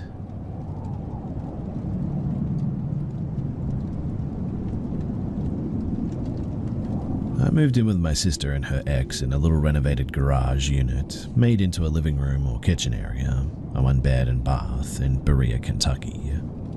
She told me that it was haunted because she would hear footsteps and noises coming from the living room when no one was home but her. From the get-go too, that place felt just off, I guess. Everyone always got the heavy feeling of being watched, everywhere else but the bedroom, that is, including the bathroom. One day too, I told Henry that we didn't like when he stared at us, especially in the shower, and not to be a perv. That they only used the bedroom and the facilities when necessary, so there was no furniture in the living room. So when the neighbor gave me a couple of wooden chairs, I brought them over to the house. My sister, she didn't want them there, but I still just sort of sat them against the wall and went about my day. Well, the next time that I went into the living room, one of the chairs had been moved to the middle of the floor, underneath the ceiling fan. I asked if anyone had moved it, and she mouthed off, "I don't even want them here. Why would I fool with them?" So I just placed them back against the wall. And the next time that I went in there, it happened again. Now, we had heard rumors about a man hanging himself in there, and I suppose that just about sums it up, right? Also, one night my sister had her friend Matilda over and we were all sitting on the bed in a triangle. Her friend and I were at the foot of the bed. We were just talking when I saw a quarter-sized black orb float from in front of the wall, up over the top of the blinds, and then disappear. The blinds were closed and it was nighttime, so it wasn't a headlight or anything. I stopped talking and said, "I just saw something," and Matilda said that she saw it too, and elaborated exactly what I had just seen. We also always had bad dreams there as well, and it was a weird place. On another occasion, I was spending the night with my friend Raspberry at her brother Michael's house. Their other brother Spaulding, her boyfriend Barney, and two cats were also there. It was around 11 p.m. when she broke out her glow-in-the-dark Ouija board with the light-up planchette, and we all head up to the upstairs to the closet, including the cats, leaving no one or nothing to debunk our experience that I'm about to tell you about. But we were all very serious about playing it, and wouldn't have goofed off at all. So we sit down, light a few candles, and we begin asking if there's anyone there who would like to speak to us. We get a yes and all look at each other. We play on asking random questions, and I remember the last question being, "Are you in the house?" "No," it reads. Then immediately after that, we hear a really loud bang downstairs. We sort of say bye, but I admit that it wasn't the best one, but we pushed the planchette to goodbye and burst out of the closet and down the stairs to find that the pan that we had used to make biscuits earlier, and obviously left out on the top of the stove, had been completely thrown across the room, now sitting in the living room of all places. Safe to say, our adrenaline was pumping for a while that night, because that was seriously one of the most incredible things that I had ever seen. Later that night too, it was just Michael and I playing another round on the Ouija board, and we asked the spirit, "Are you human?" and it said no. And that was when the scratching on the closet door began, then banging and scratching as if something was desperately trying to get in. Like I said, we were all very serious about it and wouldn't have messed around. Besides, someone always fesses up to it at some point when they do play a prank like that, but in this case, no one ever did. We left the closet to find rather deep claw marks on it too, and that was the last time that I ever played on a Ouija board.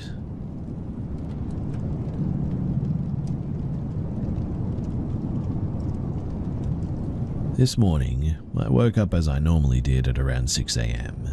I picked up my phone and started messaging my friends, and I was watching some videos as I normally did. Around 10 minutes in my peripheral vision, I then see a woman walk through my doorway.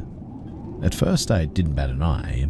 I thought it was just my brain playing tricks on me, so I looked to its direction, and when I did, my heart dropped to my stomach. It didn't disappear. It was a woman, not a shadow figure, but a woman who I didn't recognize, who was very tall, around 50 years old as it looked, had long ginger curly hair, whose head was tilted sort of slightly, and who was just staring emotionlessly at me. I stared in utter paralyzing fear for what must have been around 3 seconds before I blinked and she was gone. At that point, I was frozen in bed, and my phone dropped on the floor for a solid minute before I sort of finally snapped out of it and threw my duvet off and sprinted down the stairs to wake up my parents like an 8-year-old. At that point, I was on the border of bursting in tears. My parents said that I was just tired and they told me to go back upstairs. It was only later that morning that they actually took me seriously. It's also important to mention that at that time, I was not tired and was for sure not dreaming or daydreaming or anything. So are there any possible explanations for this? Am I going crazy? Please do let me know so that I can stop thinking about this, as I'm pretty shaken up. Also, after some research, I did discover that the previous owner of this home had passed away at the age of 67.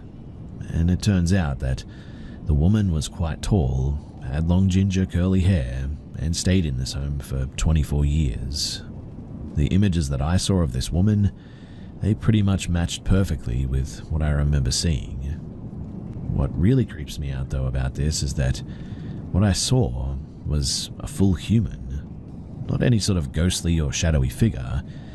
It was probably the woman's lost spirit or whatever walking around the home, but I actually saw her, a full body apparition like that. It's terrifying to go through something like this, and if you have any advice as to what I can do about it, then please do let me know.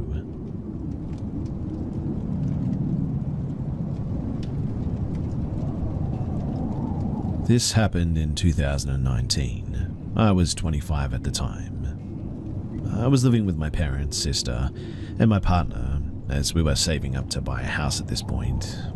My parents' house was in a relatively big city in California, which has a big homeless population. The house was on a street that dead end to a park, which was a common hangout spot for homeless people. There were always homeless people walking by our house, of which most of them never caused any problems. Now, the other piece of backstory that you need to know before I get into this is that my sister is special needs. She, despite being 19 at the time, appeared both physically and mentally more like a 10-year-old, I guess you could say. This particular day, my mum and I had taken our dogs to the vet. My partner was at work, and my dad was working in the backyard. This left my sister kind of alone in the house. When my mum and I came back from the vet, my sister opened the door and greeted us, saying, "This is my friend Julia." And behind her stood a woman who looked like she was probably in her 20s. She had my sister's socks on and was eating food from our house. This was confusing because the woman could have been a friend of my sister's, as she was in a lot of programs for adults with special needs and we didn't necessarily know all of her friends. But my sister also has a limited vocabulary to explain situations with. So my mum says, "Oh, you know my daughter?" Julia says, "We're getting to know each other." And that was a huge nope. My mum says, "How are you getting to know her?" Julia answers, "Oh, well, I just live on the corner." "You live around the corner?" "No, I live on the corner. I needed a tampon, so your daughter let me in." At this point, my mum is speechless. I've never seen her speechless, in fact, in my life, and I'm whispering to her, "Get her out." Julia is kind of pacing around grabbing more food from our kitchen. She's acting erratically like she's on drugs. I again tell my mum to get her out. My mum says, "I know that, but if she has a knife or a gun or something, I need to do it carefully." My mum follows Julia into the kitchen and says, "I'm so sorry, you need to leave because I need to go run an errand." Julia, she ignores this request. At this point, I look in our bathroom where there is a pile of Julia's things. Again, my mum tells her that she needs to leave. Julia agrees and goes into our bathroom and locks the door. She was in there for a while, It felt like forever, in fact, but maybe it was around 5 minutes. We were pretty certain that she was doing drugs in there, but finally Julia has all of her stuff and she leaves, taking socks and snacks with her. I run to get my dad and we all debrief. It seems like, from what we can get out of my sister, is that Julia knocked on the door and asked for a tampon, in which my sister lets her in, trying to be helpful. Julia then realizes that she's practically alone with what looks like a child and takes full advantage, stealing clothes and shoes from us.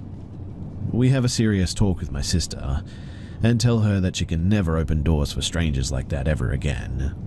And we spend the next few months worrying that Julia spread the news that our house was an easy house to get into.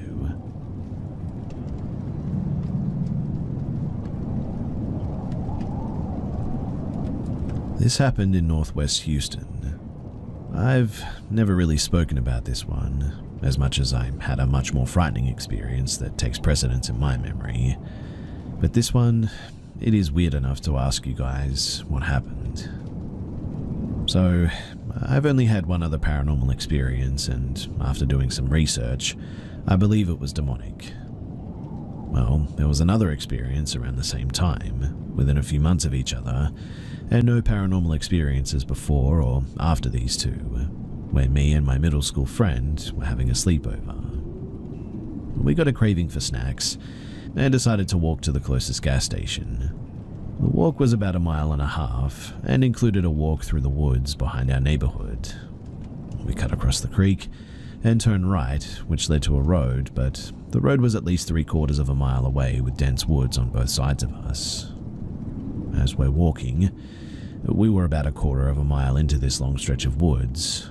All of a sudden, this giant white figure steps out of the woods to our left.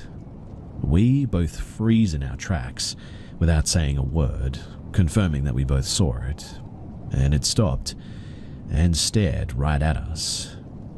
It was probably about 50 to 60 feet away from us, but it was absolutely massive.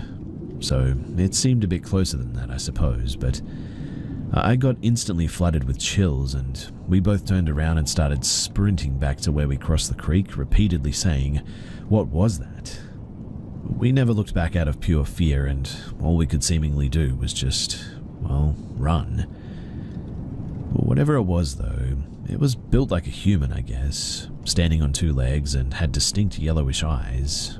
It was easily, and I mean easily, 9 feet tall, and we don't have any sort of animals that would have resembled that in the area. Me and that old friend, we lost touch, unfortunately. This was like 14 years ago, but I really wish I could reach out to him to talk about that moment again, because I know that he still remembers it just like I do. But can anyone add some insight? I find it sort of weird that I had 2 paranormal experiences within months of each other, and nothing before or since then. I get chills just talking about this and reliving that memory, but I'm really curious if anyone has any ideas. Just to clarify too, we were not drunk, high, or anything, stone cold sober. We were too young at the time to do any of that stuff yet, and so there was nothing like that involved. So again, if you have any idea as to what this was, then please do let me know.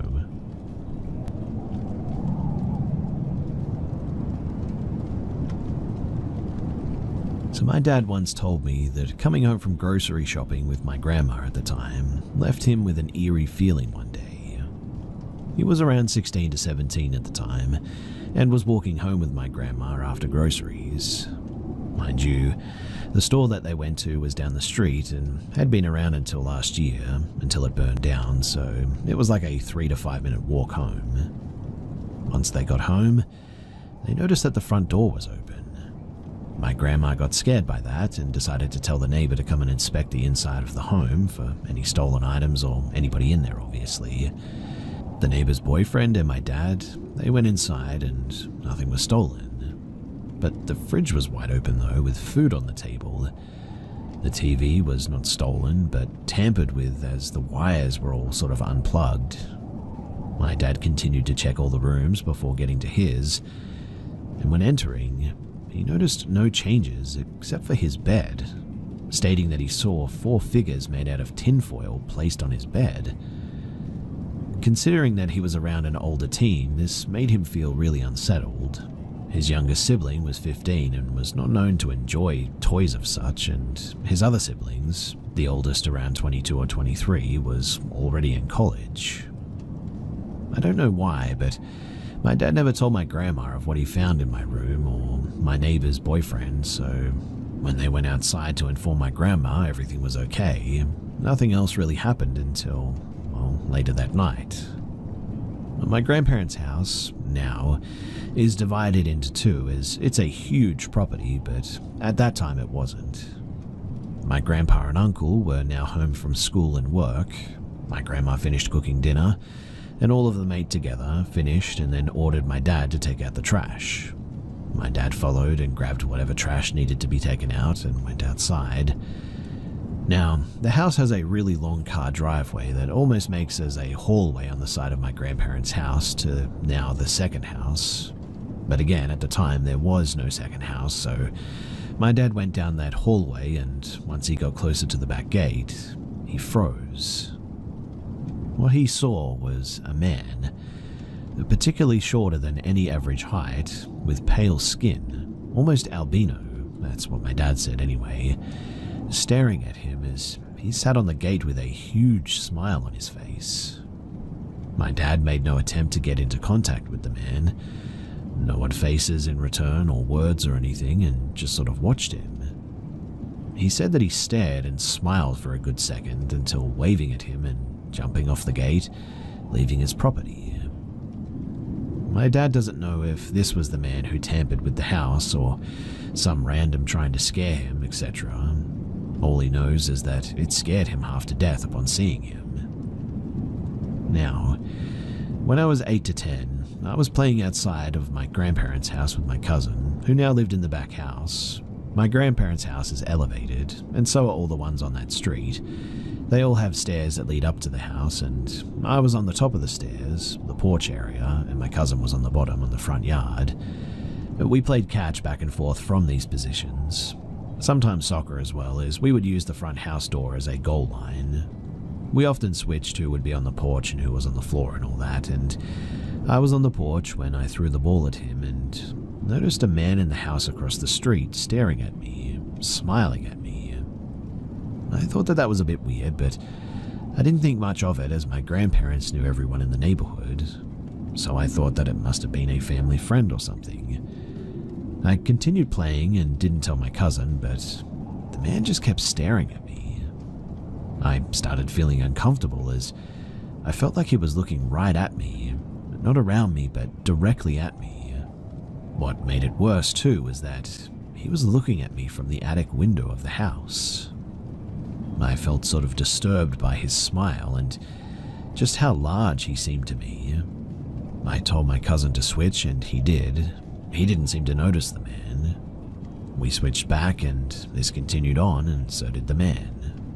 I believe it was for like 3 hours that we played outside, and the man smiled and stared at me for the entire time. My brother and all of us really loved my grandparents' house, so much so that we stayed for weeks during the summer or any opportunity that we really got. This was the case with my youngest brother as well. He decided to sleep over one day, and he was fairly young at the time, around 5, and still needed my grandmother to put him to bed. He wanted to sleep in the living room, which was new because when we were younger, he always wanted to be in my grandparents' room, which left my other brother and I to the couches. Anyways, he and Grandma slept in the living room couch, the one closest to the window and the front door. The things seemed to be okay as well until he had woken up, to nothing though. He looked around the room and noticed Grandma was still asleep next to him, so he decided not to wake her up, until he looked to the window and saw a man, again pale and smiling at him. My brother didn't scream or cry. He watched him smile at him and said that the man grabbed the corners of his mouth to stretch out his smile, and this made my brother, of course, frightened. which led him to move my grandma until she woke. She did, and she saw the same thing too. I don't know what she did next or what else happened that night, only that she told my parents about it, and she didn't feel comfortable having us sleep in the living room without my grandpa being there anymore. Now, all of these occurrences did not happen in the same timeline, obviously. None of us knew each other's own until very recently, in fact. Meaning that the last occurrence of this, my brother's, of which happened several years ago, just came to light for us, and my family still doesn't know that I saw the same man. I'm genuinely curious as to any explanations of what this may be or what I should do about it. It's a really weird situation, I know that, and I just don't know what to do about it.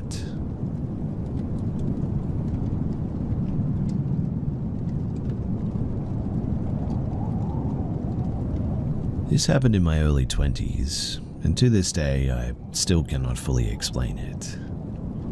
It started with a disturbing dream my mum had the night before.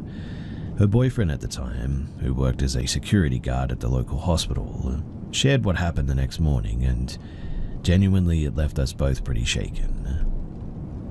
So he told me that around 3 or 4 a.m, he was up early getting ready for work. He was sipping his coffee and half watching random shows on TV when he began to hear whispering. At first it was faint but distinctly aggressive, almost like it was right outside of the front door of the apartment. Confused by the timing and the tone, he got up to check it, but as he approached the door, the sound stopped. Thinking that it was nothing, he went back to his TV and coffee. Then it happened again. This time, the whispering was louder, clearer, and unmistakably coming from right outside of the front door. Feeling a mix of curiosity and irritation, he moved quickly to open the door and looked around. But again, there was nothing. No one in sight and no sounds. He shrugged it off as odd, but not impossible. Until it happened a third time. Only this time, there was no whispering.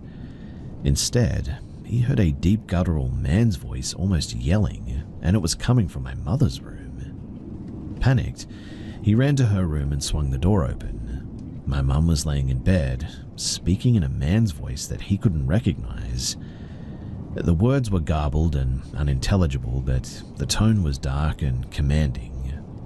He flipped on the light, shouting at her to wake up, and she eventually did, shaken and confused. She told him that she'd been having a nightmare about a shadowy figure trying to force itself upon her. She described the figure as something dark and menacing, unlike anything she'd ever dreamed before. As her boyfriend was telling me this the next day, we were both sitting in the apartment kitchen, and he was just reaching this part about the yelling when suddenly the lights in the kitchen went out. Oh, all except for one. The timing was too perfect, and it was really creepy. Both of us froze, adrenaline spiking, and without even saying much, we just grabbed our things and left the apartment in a hurry. When we came back later, everything was normal. All the lights were working fine, and nothing else strange happened after that. To this day, I cannot help but wonder what exactly was going on that night. I get chills retelling this even to today, and a really unnerving feeling when I share it. It was so strange that he had promised my mum not to tell me about it, but I'm glad that he did, but it just leaves me with so many questions.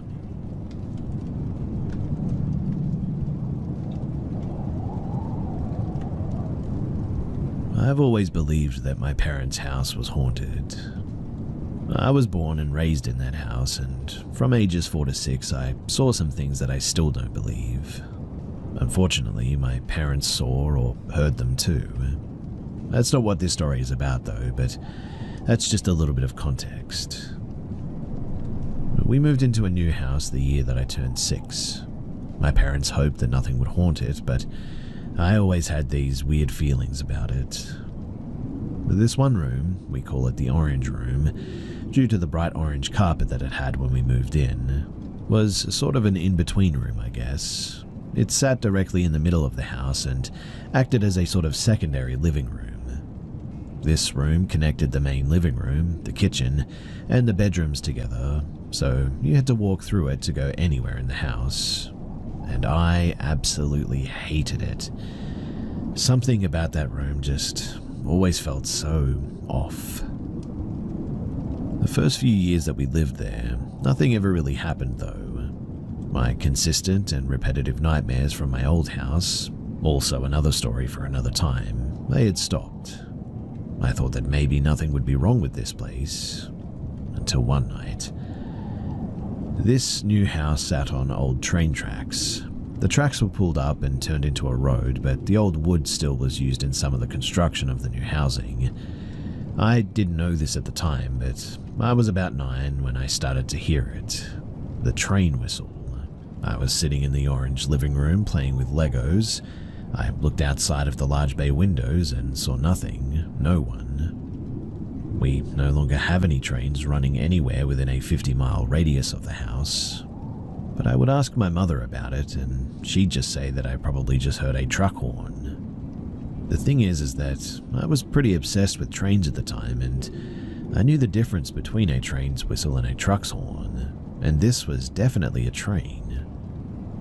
In any case, I tried to ignore it, chalking it up to my imagination, until one day when my neighbor mentioned that she had wood from the old train tracks in her house. I got chills from that, and I knew that I wasn't crazy any longer. Things seemingly got worse after that, though. My mum tried to hide it, but I knew that she was scared too. One night, something that she couldn't explain happened, and I didn't know if I could believe her or not, but I was 12 at the time and knew about the small weird things my mum heard and saw, like the shadow of a cat sprinting behind a car, or some pictures being knocked over on a table, or once a Christmas bell ringing when she was home alone. She kept chalking it up to minor things, like the window was open, or the air was on, or it was a breeze, etc. One night, though, she really couldn't explain. The clock in the main living room was heavy and hung on a wall above our fireplace. Beneath the clock was the mantel, where my mother kept all of the picture frames with pictures of myself, my sister, and my cousins. It was fall, so there were added Halloween decorations around as well. I don't remember exactly how late it was, but we were all fast asleep. My mum heard a loud crashing sound coming from the living room. Obviously, she freaked out. She woke my dad up and urged him to go and take a look, but he was exhausted, so she dragged him out of bed, and they both made their way to the living room. And what they saw, neither of them could explain. The clock, it had fallen off of the fireplace. And I mean, that's possible, right? But it should have fallen straight down, right onto the mantel, correct? Well, it didn't even touch the mantel. The mantel was in pristine condition. Nothing had been moved. The clock, however, was about 10 feet from the fireplace, in the middle of the living room, face down. My dad and her tried to recreate it the next morning, but the fireplace was brick, and nothing that they did, not even a breeze or a draft or the AC, could have caused it to go that far. A few more years went by, though, before the next incident, and it was winter. I was about 16. I would play games late into the night on weekends at this age, and it was about 2:30 in the morning when I was finally turning everything off to go to bed. Every time that I would shut stuff off, I would look out the large bay window by the orange room just to make sure that the outside lights had been turned off. This night, when I looked outside, I noticed that the lights had been turned off, but that something was also seemingly staring back at me. I freak out at this and sprint to my parents' room, waking them both up. I told them what I saw looked like a man with an extremely long face staring at me through the window. My dad grabbed a metal bar and went out into the living room, but nothing. No person, no footprints, no tracks in the snow. I know what I saw, though, and it was definitely a face. That's also, though, when the nightmares started to return. The exact same ones from when I was a kid. Other weird occurrences happened too, like a tan figure standing in the background of one of my Snapchat pics, the background of which was the orange room, or a distorted selfie that I took where my eyes were blacked out, also standing in that room. Well, I moved out soon after that, and I escaped the nightmares and the weird experiences once more. I would visit from time to time, but nothing else ever seemed to happen after that. Well, that is until 2 weeks ago. You see, we were decorating our Christmas tree, and I was happily moving ornaments from one tree to another when I heard it. The strange, familiar sound of my mother's Charlie Brown snow globe playing music. I whipped my head around, stopping dead in my tracks, and watched as the snow globe suddenly stopped playing. Upon seeing that, I could barely breathe. My mum entered the orange room and saw me standing there pale as a ghost, she said. Then she asked if I'd turned the dial on the snow globe. I told her no and straightened my posture. I told her that I was passing through and showed her the ornaments that I was holding, and explained that I couldn't have turned the dial on at all. It's on the bottom of the snow globe and would require the use of both of my hands to turn it on anyway, as it's pretty old and hard to spin. I asked when she put the snow globe on the shelf, wondering if it was leftover movement in the mechanism from when she put it out, and she told me that she had put it there 5 hours prior when I had just woken up, which means that really it couldn't have been residual movement. I don't want to go back in that room. I feel so weird when I do. Christmas is coming up and I know that I'll have to be in there, but I really, really don't want to. It sucks and I'm dreading what will happen the next time that I go back.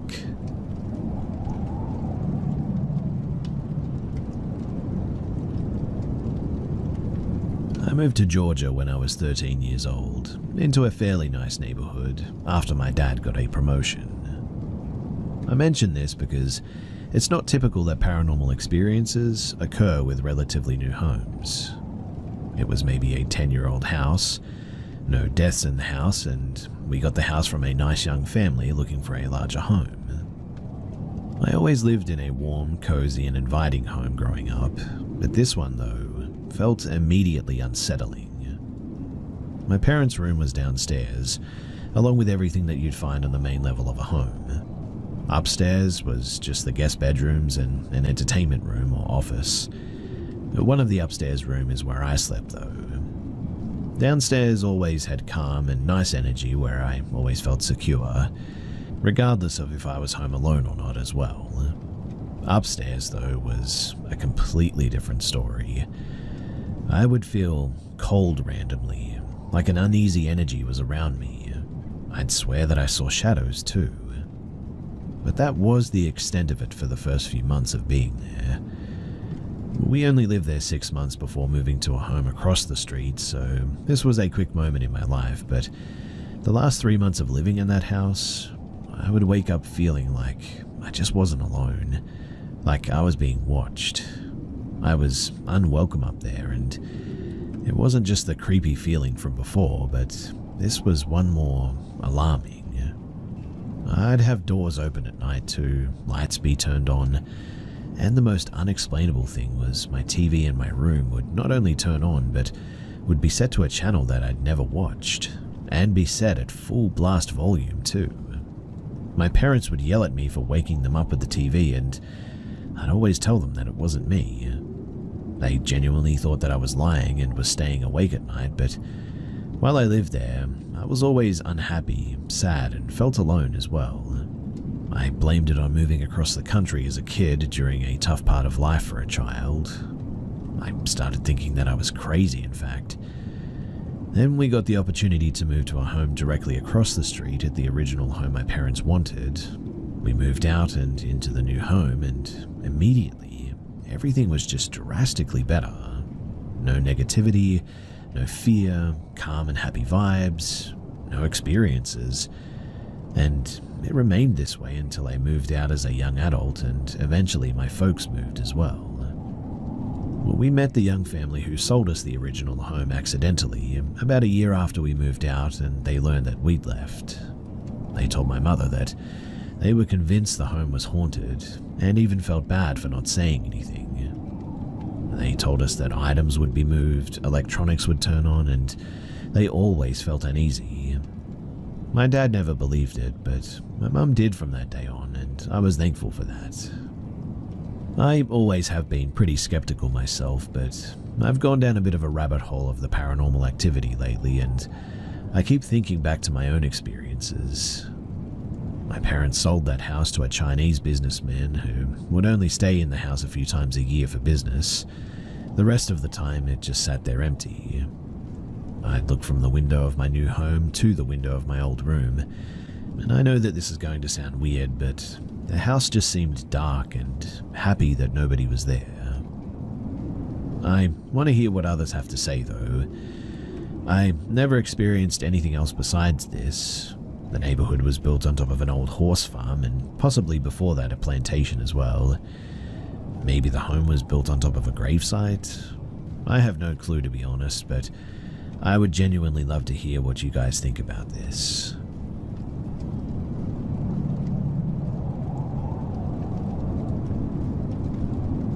For a little bit of background information, I come from a group of people whose cultural and religious beliefs surround shamanism. Our origins left our people with a deeply rooted spiritual connection. But me personally, I'm not a shaman. I'm a Christian. Now, during my high school years, I was never really into my faith or Christianity. I loved and enjoyed the thrill of watching scary movies for fun as a hobby as well, and I believed in the paranormal, but never had any real first-hand experiences. Because of my ethnicity and culture, I heard a lot of scary ghost stories through friends and family members, including their own personal experiences even. A lot of it ties into the shaman religious cultural beliefs and rules, and, for example, it's a known rule to never respond if you hear your name being called, if you know for a fact that nobody is around, that is. If you're not entirely sure, it's better to not respond, but instead to check to see if someone's home who might have called for you. It's believed that if it's a spirit calling for you, then they're trying to get your attention. If you answer, you let the spirit know that you heard them, and they will latch onto you, generally taking your response as a welcoming to impede on your life. Now, I remember a few different family friends, who are all shaman, sharing similar stories about hearing their names being called, but they knew for certain that nobody was home. Just in case, they would check the entire house without saying a word or responding, and it turns out that no one would end up being home. There's more terrifying experiences that were shared with me, but I'm going to leave them out of this because this could already be pretty long, so I won't get into it. So, I was just an average girl with a typical teenage life. I had no real first-hand paranormal experiences or anything, like I said before. I only ever experienced sleep paralysis for a short period of time, and that was during my sophomore year in high school. The first couple of times were pretty freaky, I'll admit, but eventually I got used to them, and some days I'd just be so exhausted after school that during an episode of sleep paralysis, I'd be like, I'm just too tired for this. I'm gonna go back to sleep, and then I would just KO. Eventually, they also stopped after about 2 weeks. I understand the science behind sleep paralysis, as I did some research on it, but I'm including this experience because, in my culture, it's known to be a spiritual encounter. We have a different term for it in our language, which in English translates to getting or being sat on by spirits. Yeah, I know, kinda weird and funny, but that's just what it is. Now, I didn't experience much during my sleep paralysis, so I didn't really think much of it, to be honest. I just couldn't move and felt a lot of anxiety, which is pretty typical. But then I'd be able to feel a release and get up like I just woke up from a really bad nightmare. I didn't feel any kind of presence before, during, or after the experience. I never saw anything either, so I pretty much just summed it up as being the good old science-type sleep paralysis explanation. But in terms of the paranormal world, That's really about the closest thing that I'd ever really experienced. And it wasn't really anything truly spiritual, I guess you could say. Well, all except one night. During my junior year, I had a very traumatic experience. I won't say for certain that it was ghosts, but I'm definitely convinced that it wasn't a dream either. And it was the worst form of sleep paralysis, if that's what it was, that I've ever had. I also hope to really never experience anything like it ever again. So it was a normal Saturday, and at bedtime I tucked myself in with my phone charging on my pillow, next to my head. I had an old Verizon flip phone since this was the year 2011, and my folks couldn't afford to get me an Apple phone at the time. Anyway, I always charged my phone during the night, and I would place it front side up on my pillow next to my head. While charging, the front screen would stay on and it would light up the surface of my ceiling. Everything was normal, everything felt fine. Eventually I fell asleep, but later woke up in a bit of a daze because I felt someone was calling for me from the door of my bedroom and was standing out in the hallway. It was really strange though, because I didn't actually hear anyone or see anyone, but I knew someone was there. It's sort of the same sense as you know someone's in the bathroom, or someone just entered the room, or a car even if you don't look to see. I was in a bit of a daze, almost like half being awake and half asleep. I thought it must have been my baby sister, a 12-year-old at the time, trying to wake me up. I said aloud, "Hannah, what do you want?" Mind you, I'm not actually seeing anyone, but I just feel that someone's there. I didn't think much of it because I was so tired, but I just knew that someone was there and someone was trying to wake me up. Eventually, though, I fell back asleep since they didn't say anything back to me and I just KO'd out again. I woke up again, though, but I wasn't in a daze this time. I slowly opened my eyes and slowly started to wake up. I'm thinking to myself, why am I awake? What time is it? I'm still kind of tired. I peek at my phone to check the time. It's close to 3 a.m. now, and again, the front of my flip phone is already on because it stays on while being plugged into charge. The front displays the time, so I don't have to do much to check the time. My phone is next to my head, so I simply turn my head and slightly face the screen towards my eyes to see the time. I move my phone back.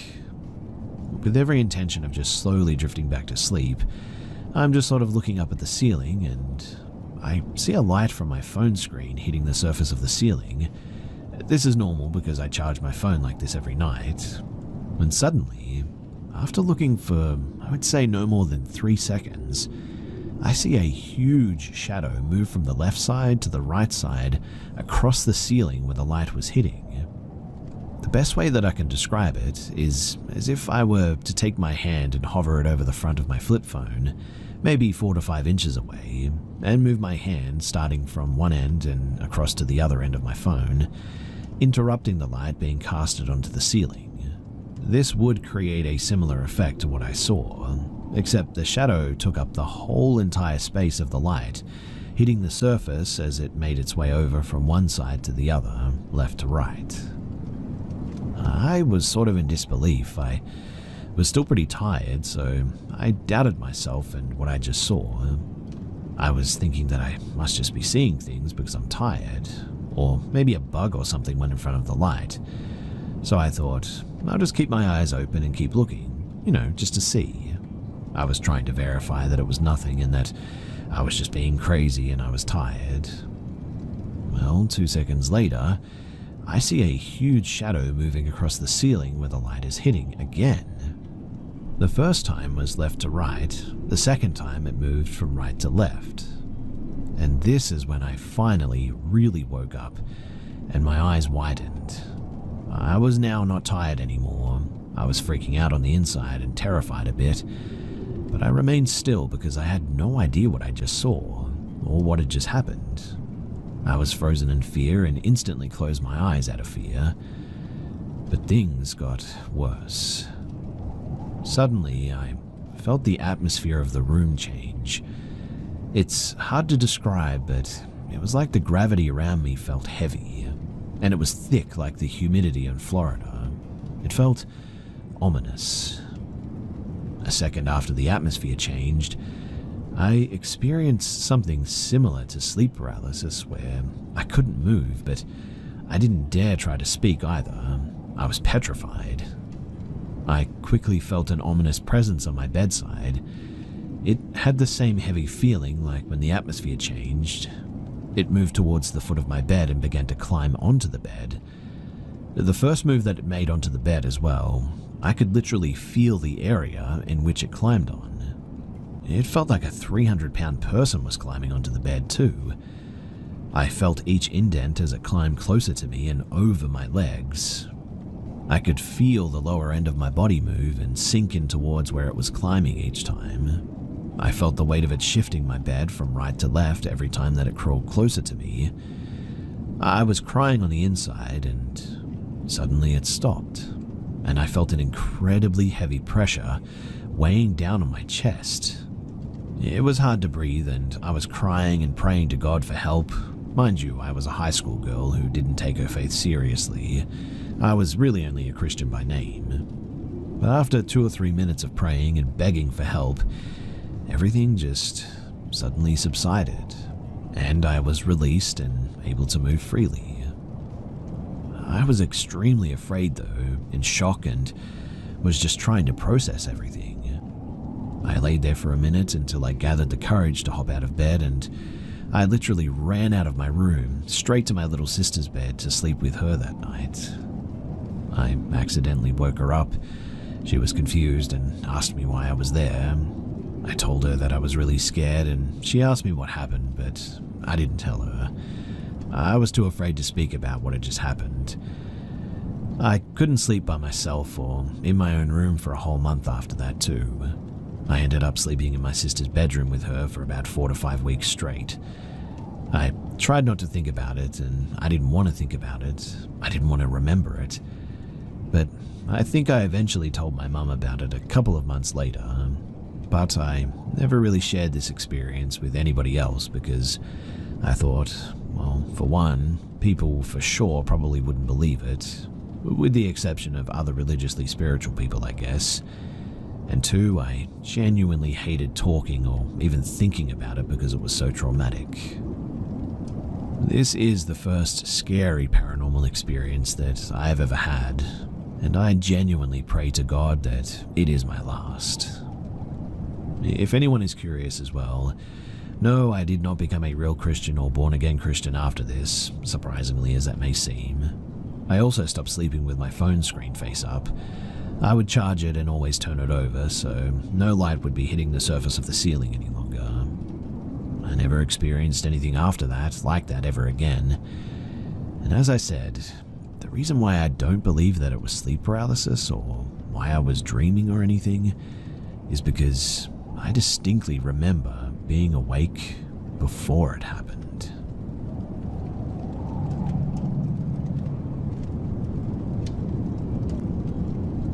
This happened shortly before weed was legalized in Germany. In Berlin, regulation was already quite loose. As long as you didn't explicitly bother anyone, you usually wouldn't get arrested for smoking in public. I've been smoking daily for years now. I know it's not great, but that's beside the point.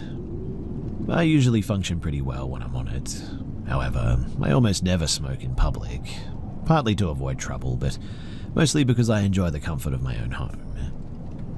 Now, one late night at around 3 in the morning, I was chilling online with some friends, ready to call it a day. I wanted to relax with a smoke in one of my favorite shows, but unfortunately I had no snacks left. Determined to end the night with a proper munchie session, I decided to hit up a nearby small convenience store, similar to a 7-Eleven here. At that hour, only the sketchiest ones are still open, often operating illegally, so I grabbed my coat and keys but stopped short before leaving. But why not add a little bit of joy to this cold walk, I thought, rolling a small smoke. I lit it up as I stepped outside, braving the freezing breeze. Now, the area that I live in is pretty rough. Mostly foreign students, many from Arabic countries. Poor integration has led to crime and violence being all too common here, unfortunately.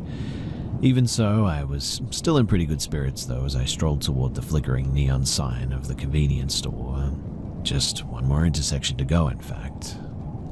That was when a group of men stood at the corner. They looked Middle Eastern and a little bit older than me, watched me as I walked by. It felt pretty normal for here anyway, to be honest. Nothing really to worry about, I thought, already feeling the kick of my smoke. I crossed the street without giving them much thought. Then I heard a voice call out, "Routine ID check, please show me your identification." My heart sank. Of course, this has to happen the one night that I smoke in public, I thought, turning to face the police. Only they weren't police. It was the group from the intersection, now slowly approaching me. "Routine ID check, please show me your ID. We're undercover cops," one of them said with a smug grin. I froze. The fact that they weren't cops became clear when, despite their demand, none of them reached for any identification. "You know smoking weed is illegal, don't you?" the man continued. His pupils were enormous as well, like saucers. They began circling me like predators. "Show us what's in your pocket," the leader demanded. So it's a robbery, I thought. Well, as long as I don't resist, maybe I'll only lose my phone and the few bills that I brought for snacks. But then, a wave of dread suddenly hit me. My weekly tips, about €300 in cash, were also in my pocket. I had forgotten to deposit it earlier, and losing that money would crush my tight budget for the month. So, what now? As I slowly reached into my pocket, the leader pressed me. "What's taking so long?" I pulled out an old pack of gum and some broken headphones, hoping to satisfy them. "Where's your wallet? I need your ID," he insisted. Still fumbling, too stubborn and stupid to hand over my tips, he inadvertently revealed something that shocked even me, the glint of a Glock tucked into his belt. Now, knives and metal rods are typical weapons here, but a gun? That was kind of insane for Germany, even by local standards. German gun laws are incredibly strict. My adrenaline suddenly spiked upon seeing it. Slowly, I pulled out the €5 bill I'd planned to use for my snacks, trying to keep my expression neutral. "You've got no wallet?" he growled, his face darkening. My brain screamed at me to do something, anything before this escalated further. Then a desperate thought flashed through my mind. These Arabic men in this area had a well-known fear of Russians. There were frequent clashes between the two groups. So maybe, just maybe I could use this. So in the best and heaviest Russian accent that I could muster, I stammered, "My friends have my wallet. They're coming soon. We meet here." To my surprise, their poor English comprehension worked in my favor as well. They exchanged glances, muttering in German, and decided to wait. I forced myself to look confused, maintaining the bluff, and it worked. Their effort to translate or figure me out must have seemed like too much trouble. The leader finally pointed at my €5 bill. "All right then, you can get us something to drink." Reluctantly, I followed him into the convenience store I mentioned earlier. They grabbed a 6-pack of Coke. I paid for it, heart pounding. I was certain that this wasn't going to be over, that they'd either search me themselves or retaliate when my non-existent friends didn't show up. But then, thank the heavens, just like that, they left. No violence, no further questions, nothing. I stood there in shock, unable to process what had just happened. Looking back, I cannot believe that I bluffed in such a dangerous situation. It genuinely could have been my last day on Earth, and all over €300. I've definitely learned my lesson though from this, and these days I avoid walking around late at night when the streets are dark and empty.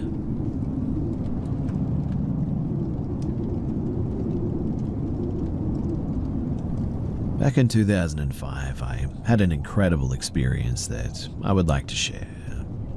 I kind of keep this to myself for, the better part of nearly 20 years.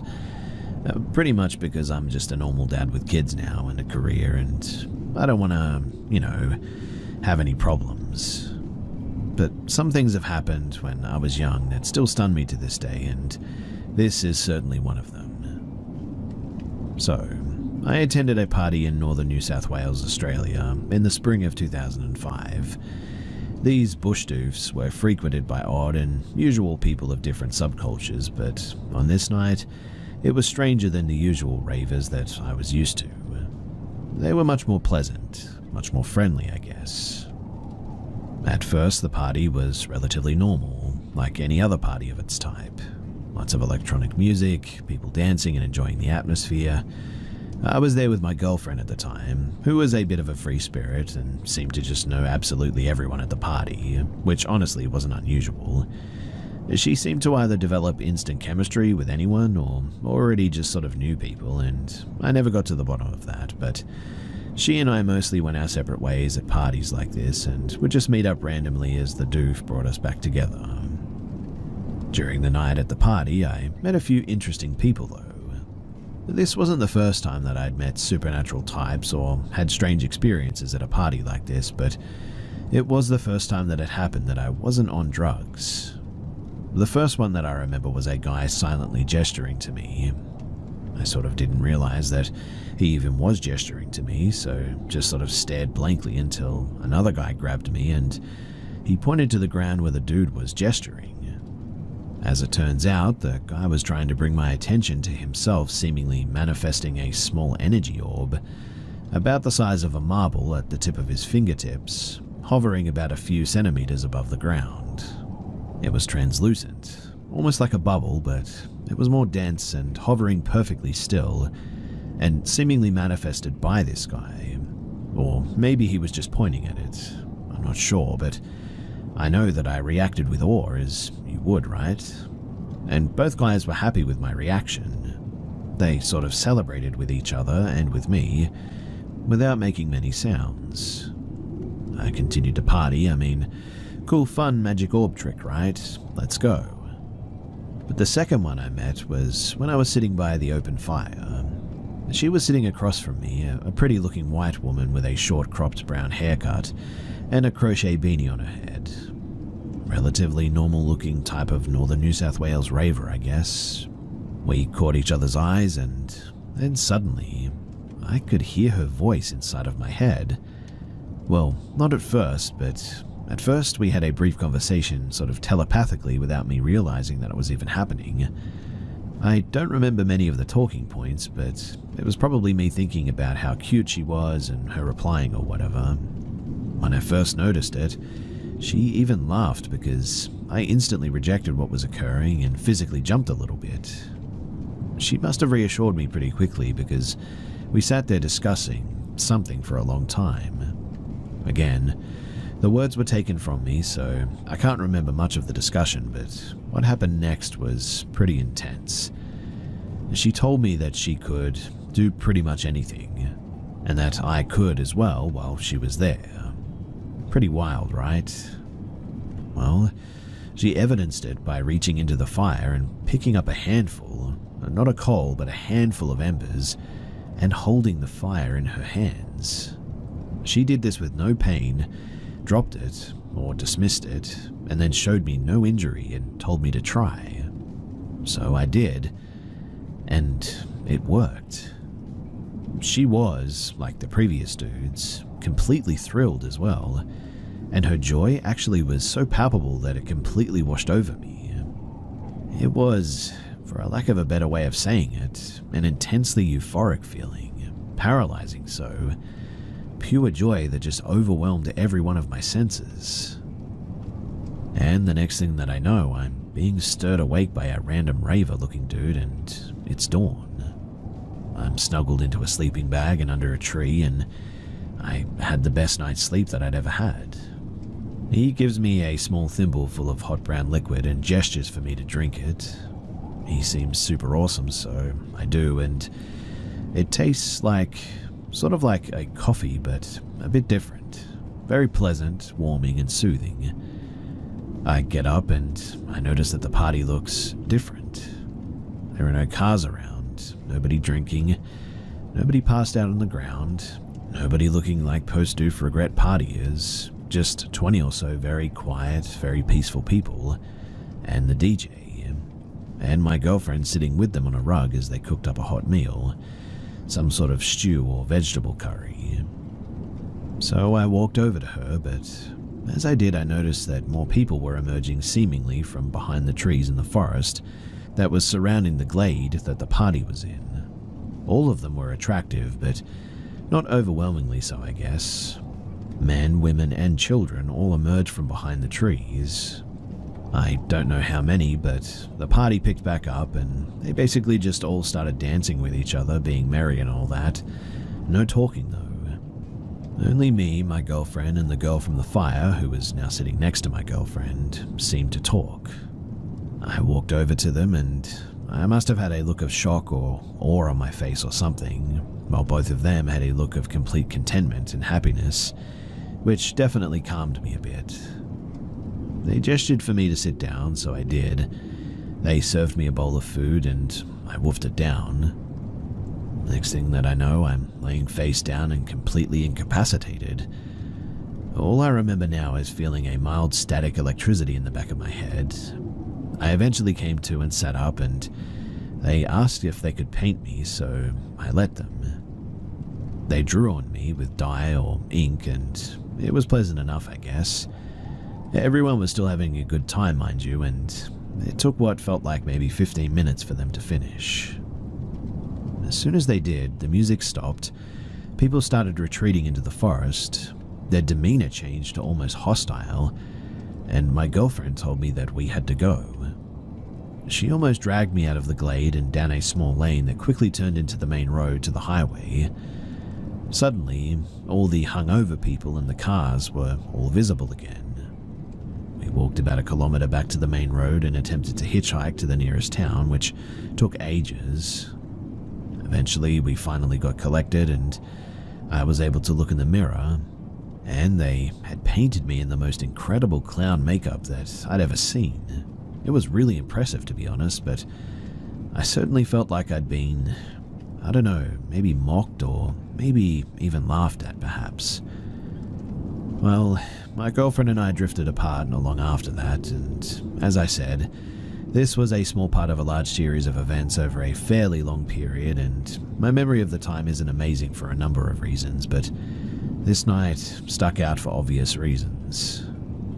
Also, I still had that clown paint on for quite some time after this, so that was confirmation for me that what I experienced there, it wasn't just a dream or just a hallucination. Something weird was going on, and I have no idea what it was to this day.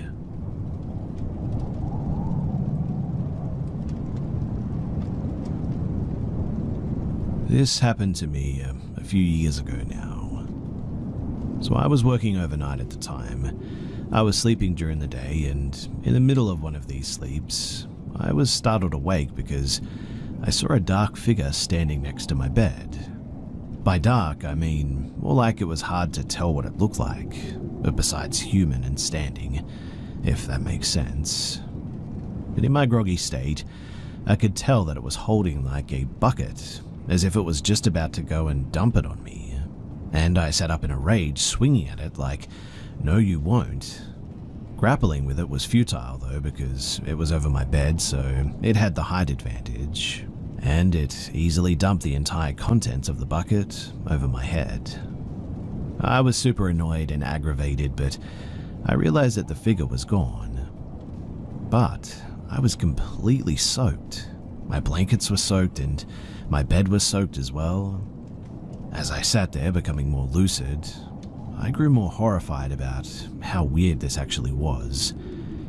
My bedroom is tiny, my door was locked, I was alone in the house, nothing could hide under my bed or in my closet or anywhere else in my room, at least without me being able to easily spot it.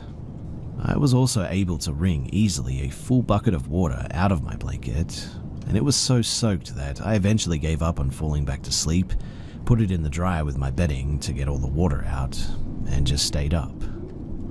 A giant puddle was on the floor as well of my room that I had to mop up. I smelled it too and stopped short of tasting it, but as far as I could tell, it was just regular, colorless, scentless water. Not sweat or urine or puke or anything. There's not enough room in my body for all this liquid anyway that a mysterious figure poured onto my head in the middle of the day while I was trying to fight to keep it off from doing that. No drugs, no alcohol, I wasn't mentally unwell or anything, and there were no pipes over my head or anything like that. I even climbed into the attic later to double check that. Sunny outside and it wasn't raining or anything. Eventually I went back to bed because I had work that night and I wanted to get some sleep.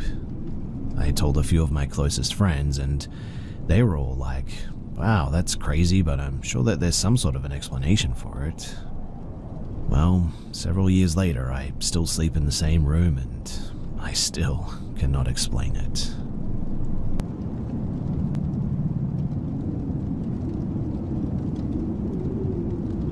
This story takes place in 2016.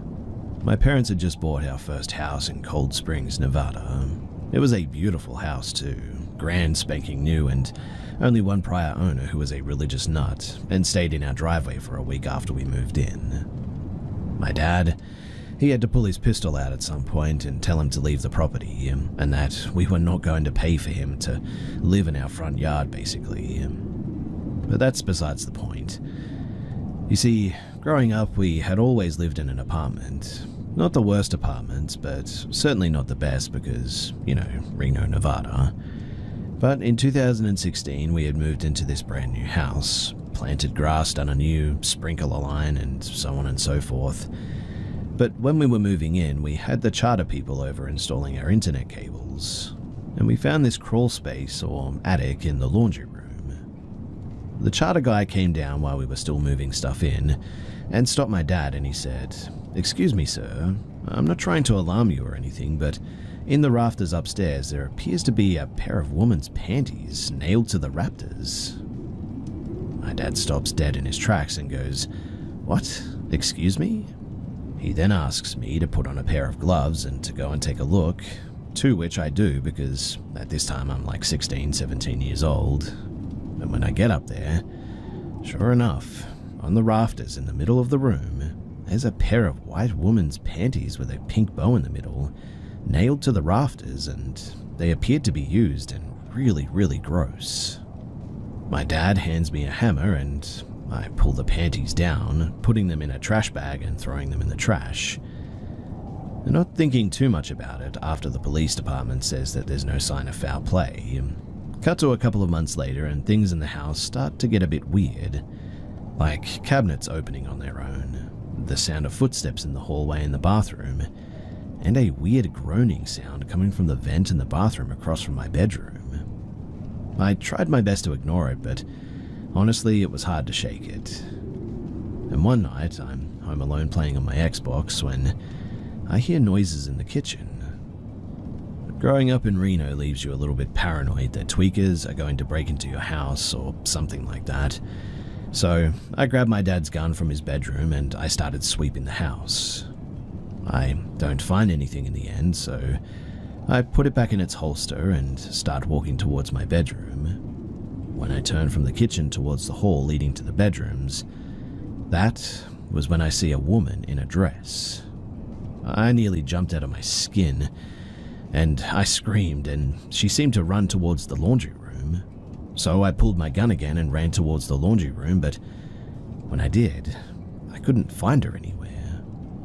There were no doors opened, no way that she could have climbed up into the attic.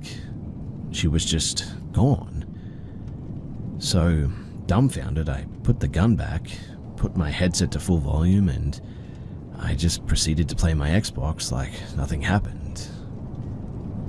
A couple of days go past and I then start seeing her multiple times throughout the week. Cut to a few months later and I say, I'm sort of done with this, and she's standing at the end of the hall staring at me at one point from towards the kitchen, so I just bulk up and I run at her. I expect her to do something, but instead she just vanished into thin air. I tell her to leave me alone and to just leave and that she's not welcome in this house. I spend the next couple of weeks choosing to ignore any potential activity, just for the woman to never show her face again. Every once in a while, though, I would still hear sounds and moans, but nothing more than that, and the sounds in the bathroom completely stopped about a week after that, and I never saw her again. I moved out in 2020, and I left the state of Nevada and that experience behind. But lately, it's been sitting in the back of my head, so I thought that I should share it with all of you guys. Thanks for listening, and I hope you all enjoyed my interesting first home experience.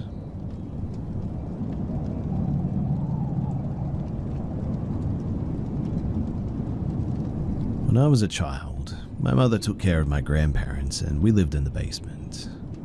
At one point, my cousin lived there too, and we always had a creepy feeling that something was down there watching us. It was the usual stuff, I guess you could say. Cats staring at places that they normally don't, drapes moving with no air, just a general sense of unease as well. Now, for the longest time, we assumed perhaps that it was my great-grandma bound to her furniture below. But once our grandparents moved, and my mum moved upstairs, that's when we started having doubts it was something benevolent, or at the very least my Nana's ghost wasn't alone. She started having nightmares of 3 faceless men yelling at her, verbally abusing her, telling her what a failure and how damned she was. I think as a child, not knowing any better, I talked to it and bonded to it even. A strange and chilling familiarity, if nothing else. Well, my mum meets her current husband at this time, a good man with the sixth sense, if you believe in all that stuff, as well as my stepsister. At this time, my mum had told no one about these nightmares, mind you. First night my stepsister is there, and she's young at the time.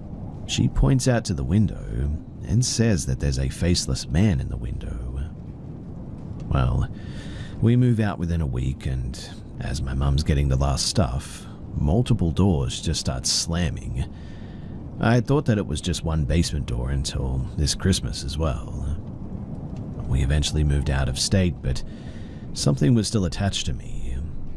I'm not sure if it was the same thing, because it seems that the thing is sort of bound to that house, I guess, but I told a friend of my experiences and how the literal day before, something pushed really hard on my chest. Turns out she practiced Wiccan and performed a lot of removal spells. I'd never felt that freed before as well, like it was actually gone. Well, about a decade goes by, and by then, the Slender Man thing had become a household name for horror. I showed my mum at some point because I was playing the game or whatever, and she immediately went pale. That was him, apparently, the faceless one.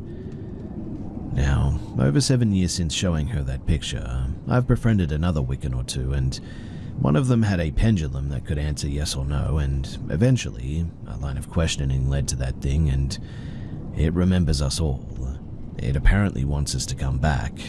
My mum and stepdad moved back to the area, and every time my mum passed that road, she has to fight going down there. Present day, I have come to the region, passed that street to the house, and also felt compelled to go down there, but I did nothing. This Christmas, I'm here about 30 minutes from the house, but I had nightmares last night, and they were of it. My stepdad has a dream catcher blessed by a native shaman to keep some ghosts off the property, but it feels like I'm close enough where it's just trying to get back. It can't get through for whatever reason, but I'm terrified after all of these years that it's trying to latch back onto me. Over the years, I've had a few paranormal encounters, I think even a trickster ancestor, and my mum's side's grandparents trying to guide me as well, but this, I don't know if it's my own fear or anger from the way the world is that is attracting it. Maybe it's all in my head, I'll admit that too, but since this morning I just cannot shake the feeling that it's trying to bind itself to me again. Like, the second that I leave this property, I just have this weird feeling, and I'm honestly terrified and I don't know what to do.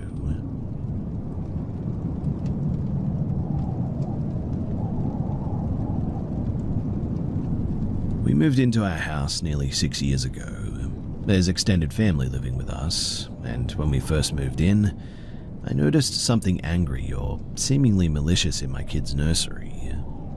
We had the poltergeist works, shadow figures walking back and forth across the door, glimpses in the corner of someone standing there, kids later on saying somebody stands there at night, sometimes a muffled voice or footsteps if you weren't in the room.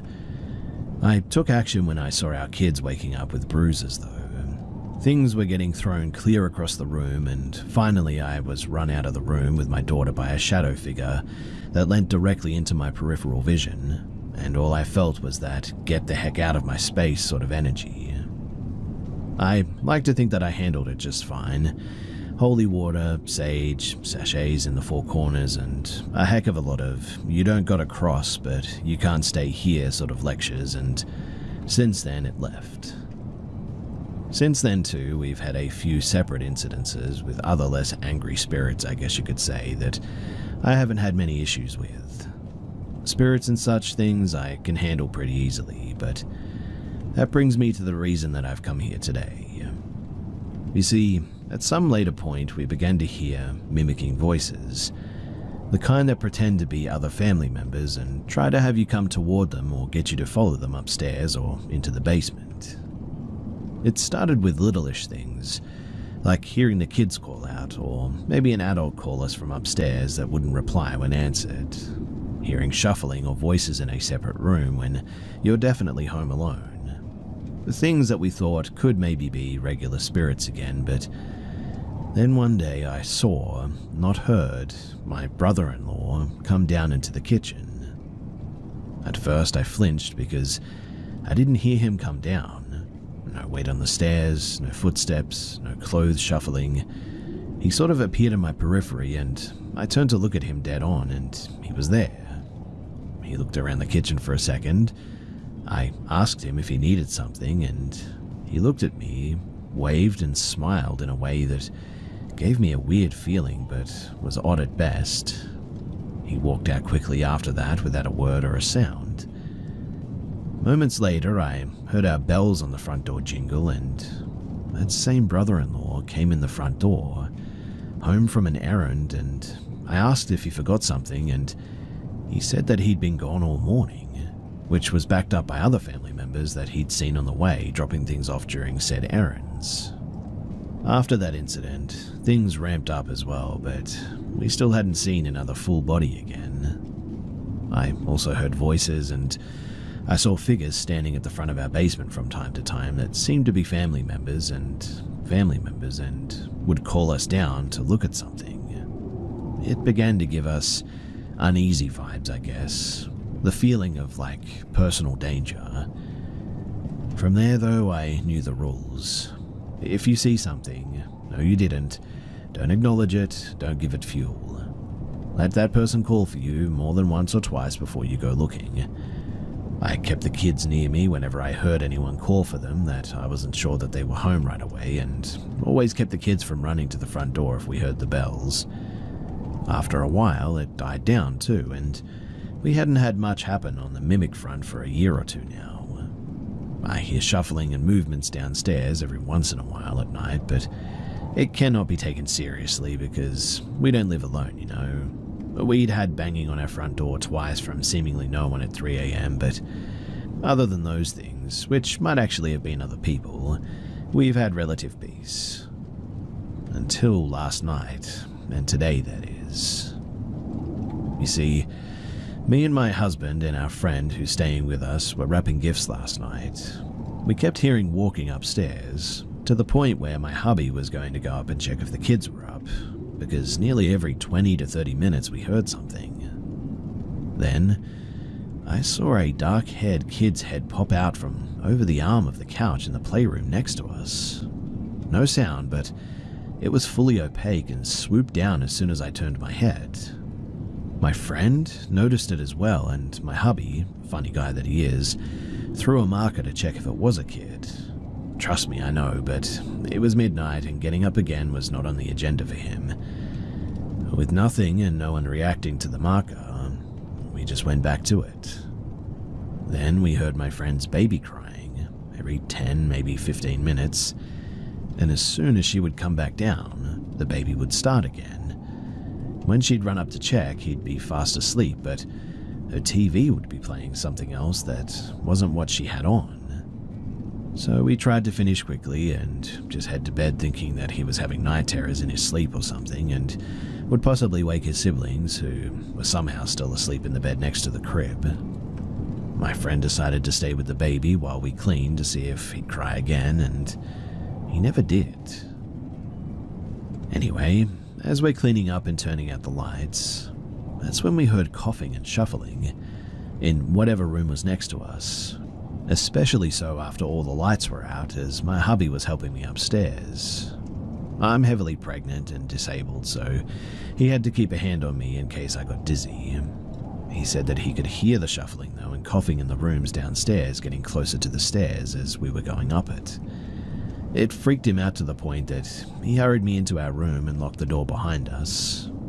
The nursery with our kids is connected to our bedroom, and so we knew that it couldn't have been the kids in their room making noise as we were coming up, and our friend said that her kids were fast asleep as we were coming up as well. Well, fast forward to this morning, and I woke up at 2 a.m. because I thought that I heard my kids walking around our bedroom, and I mean, that's fine, but I check and no one is in our room or bathroom, and they weren't up. And so I went back to bed. But this morning at 6:38, I woke up because I heard quick shuffling around the house both upstairs and down. I watched my friend's kids while she worked, so I figured that she had to go in early and I forgot or something. I sprang up as quickly as my belly would allow me and I went downstairs, but nobody was there. No one was awake, and I was too tired to remember that I was woken up by a movement down there, so I started to get myself some tea, and I then heard somebody talking over my shoulder on the stairs, like my friend bringing her baby down and talking to him quietly as usual. I was filling water for tea, so I hadn't turned, and then I heard her ask me something that I just couldn't make out, and I turned to clarify what she was saying. Only she wasn't there. At that, I was far more awake all of a sudden, and I remembered the night before and stayed quiet as I turned more lights on and sent her a text to see if she was awake. In the silence that followed, I heard the shuffling again in the playroom, but nothing more. I only got a reply about 10 minutes later saying that she wasn't awake but was coming down right then. She told me that it was because her alarms didn't go off and my text saved her for being late to work. That's when my hubby started texting in chat as well, saying that he'd heard the same things I was at the prior times that I'd mentioned.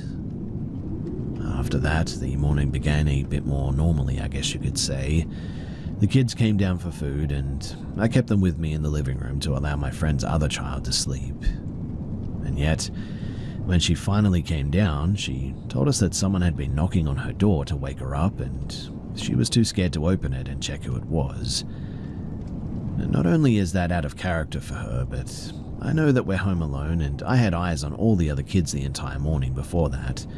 Nobody left, not even for a bathroom break. So, long story short, mimics are outside of my experience. I need some advice on mimics and whatever I can do to deal with them safely, for my family and my kids' sakes. Any advice is helpful, and I don't know if things that I've mentioned and tried have ticked it off, or if I'm doing the exact opposite of what I need to do, but I could really use some help because genuinely I am completely in the dark here.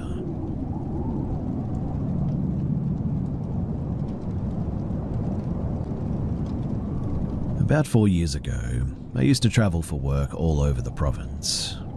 Occasionally, I would work in the surrounding towns of where I grew up. I would stay in a house where my step-grandparents used to live, but my brother owns it now after they both passed. A lot of their stuff was still there, furniture and other belongings. My brother was barely even there, so didn't mind me staying there while I worked, and it was free lodging, so I figured why not. Now, my step-grandfather was not a good man. In fact, the reason that I moved away was because there was a court case where he pled guilty for horrible crimes, and I was placed in foster care and moved to a city. So it felt uncomfortable being in that house in that first place, but he was dead and I was older, so I gave it a try. The first day in that house too, I took a bit of a tour. I closed my brother's bedroom door, and same with my nephew's, and I set up a camp in the living room, and then I went into the basement to turn on the water and the heat. When I went down there, I snooped around a little bit, just a bunch of boxes of their old stuff, and nothing caught my eye. I headed back upstairs, closed the basement door, and ate supper, and then I went to work. When I came back about 7 hours later, the bedroom doors and the basement door were open. Weird, but didn't freak me out too much. I told myself that it must have been me and I just forgot or something. I tried to rationalize it, I guess. I made supper, did a bit more work, and then settled in to watch a movie and go to bed. As I was laying in the dark, I felt like I was being watched, though. I got up and put some sheets over the deer heads that my brother had on the walls. But the feeling of being watched, it didn't go away. I didn't sleep much that night too, but I didn't hear or see anything. It was just a weird feeling. Anyway, the next morning I closed the door again, and I even locked the basement door. The basement had a lock on the outside, as in if someone was in the basement they couldn't get out. I went to work, and 9 or so hours later I came back and all the doors were open again. Now that was weird because I knew that I had closed them this time. I went and wandered the house again, looking in all the rooms and braving the basement again even, but I didn't see anything weird. I certainly had a bad feeling in the basement. I went back and tried to relax a bit. That night I heard some noises in the basement, but I certainly wasn't brave enough to go down that night and take a look. The next day though, I came up with a bit of a plan. This time I tied the 2-bedroom doors shut as they were in a corner, so I tied them together so that neither could open. I locked the basement door and put a few cases of beer that my brother had in front of the basement door, and I went to work. After work I came back and those beer bottles were moved to the side and the basement door was open again. I also looked at the doors and the rope was untied and the bedroom doors were open. At that, I was freaked out and I drove the 3 hours back home to the city.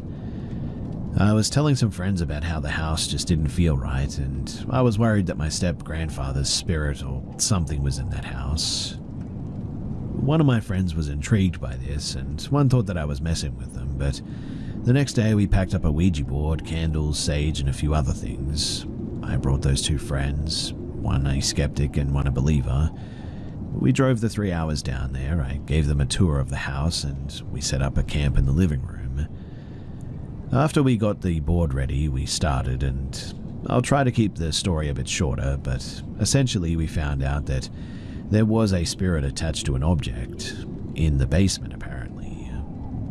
Now, I've seen my fair bit of horror movies and knew that we shouldn't go down into the basement with the Ouija board and listen to a spirit, but, well, we went to the basement. The skeptic thought that we were just messing with him still at this point, and we head to the basement and set up the board on the top of the pool table.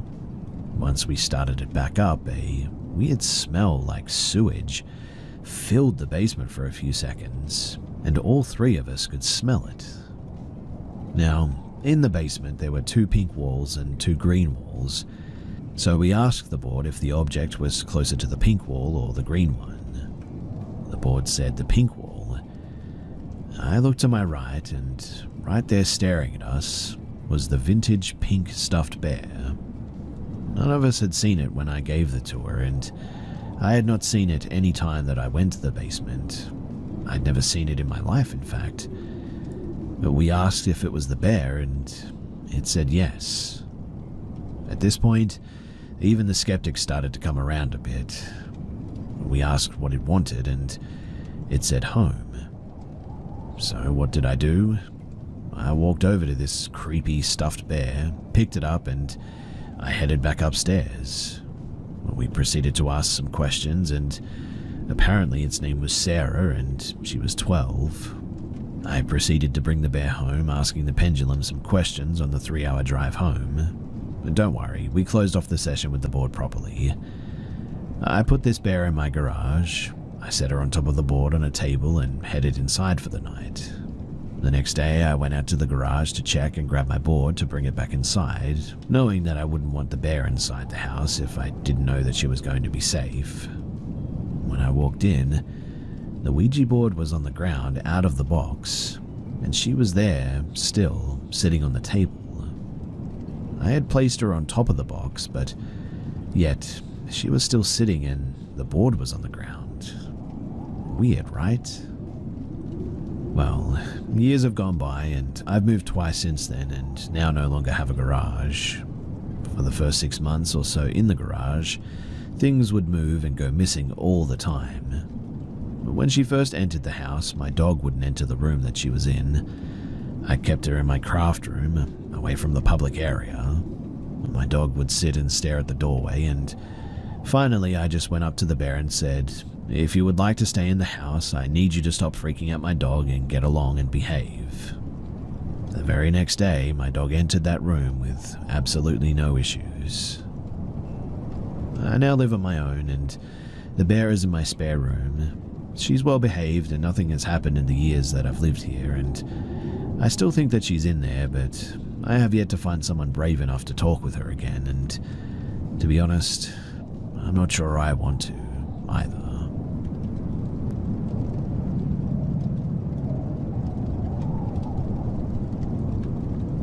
I had a pretty unsettling experience tonight at a cemetery nearby, and I'm curious if anybody else has encountered anything like this. So I visited my friend's grave at around 9:45 to 10 p.m. He was recently buried on Monday, and I've been visiting him every day since. I was by myself last night, Christmas Eve, with no issues.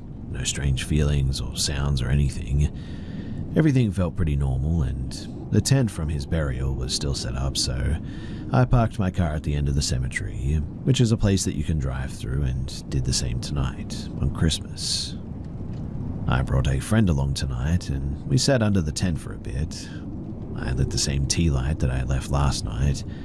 Nothing strange happened, and we were just sitting there talking until around 10:05, when I said goodbye, and we started walking back to my car, and that's when things got a bit weird. You see, as we were walking, we heard growling and barking coming from the middle of the cemetery. We weren't sure what it was, but we kept walking towards my car. Then we see a large white dog, about the size of a large shepherd, but with patches or spots. It didn't approach us, but it was pacing back and forth, and the weird part was that it didn't seem like a normal dog. My friend heard it growling the whole time that we were walking back, and at this point we turned off our flashlights and started walking slowly, with my friend keeping his eyes on the dog while I kept my gaze on my car. The dog didn't move forward or toward us or seem aggressive or anything, but after a while it just sort of, well, for a lack of a better term, disappeared. Now, the cemetery is pretty open and we were both watching it, so we don't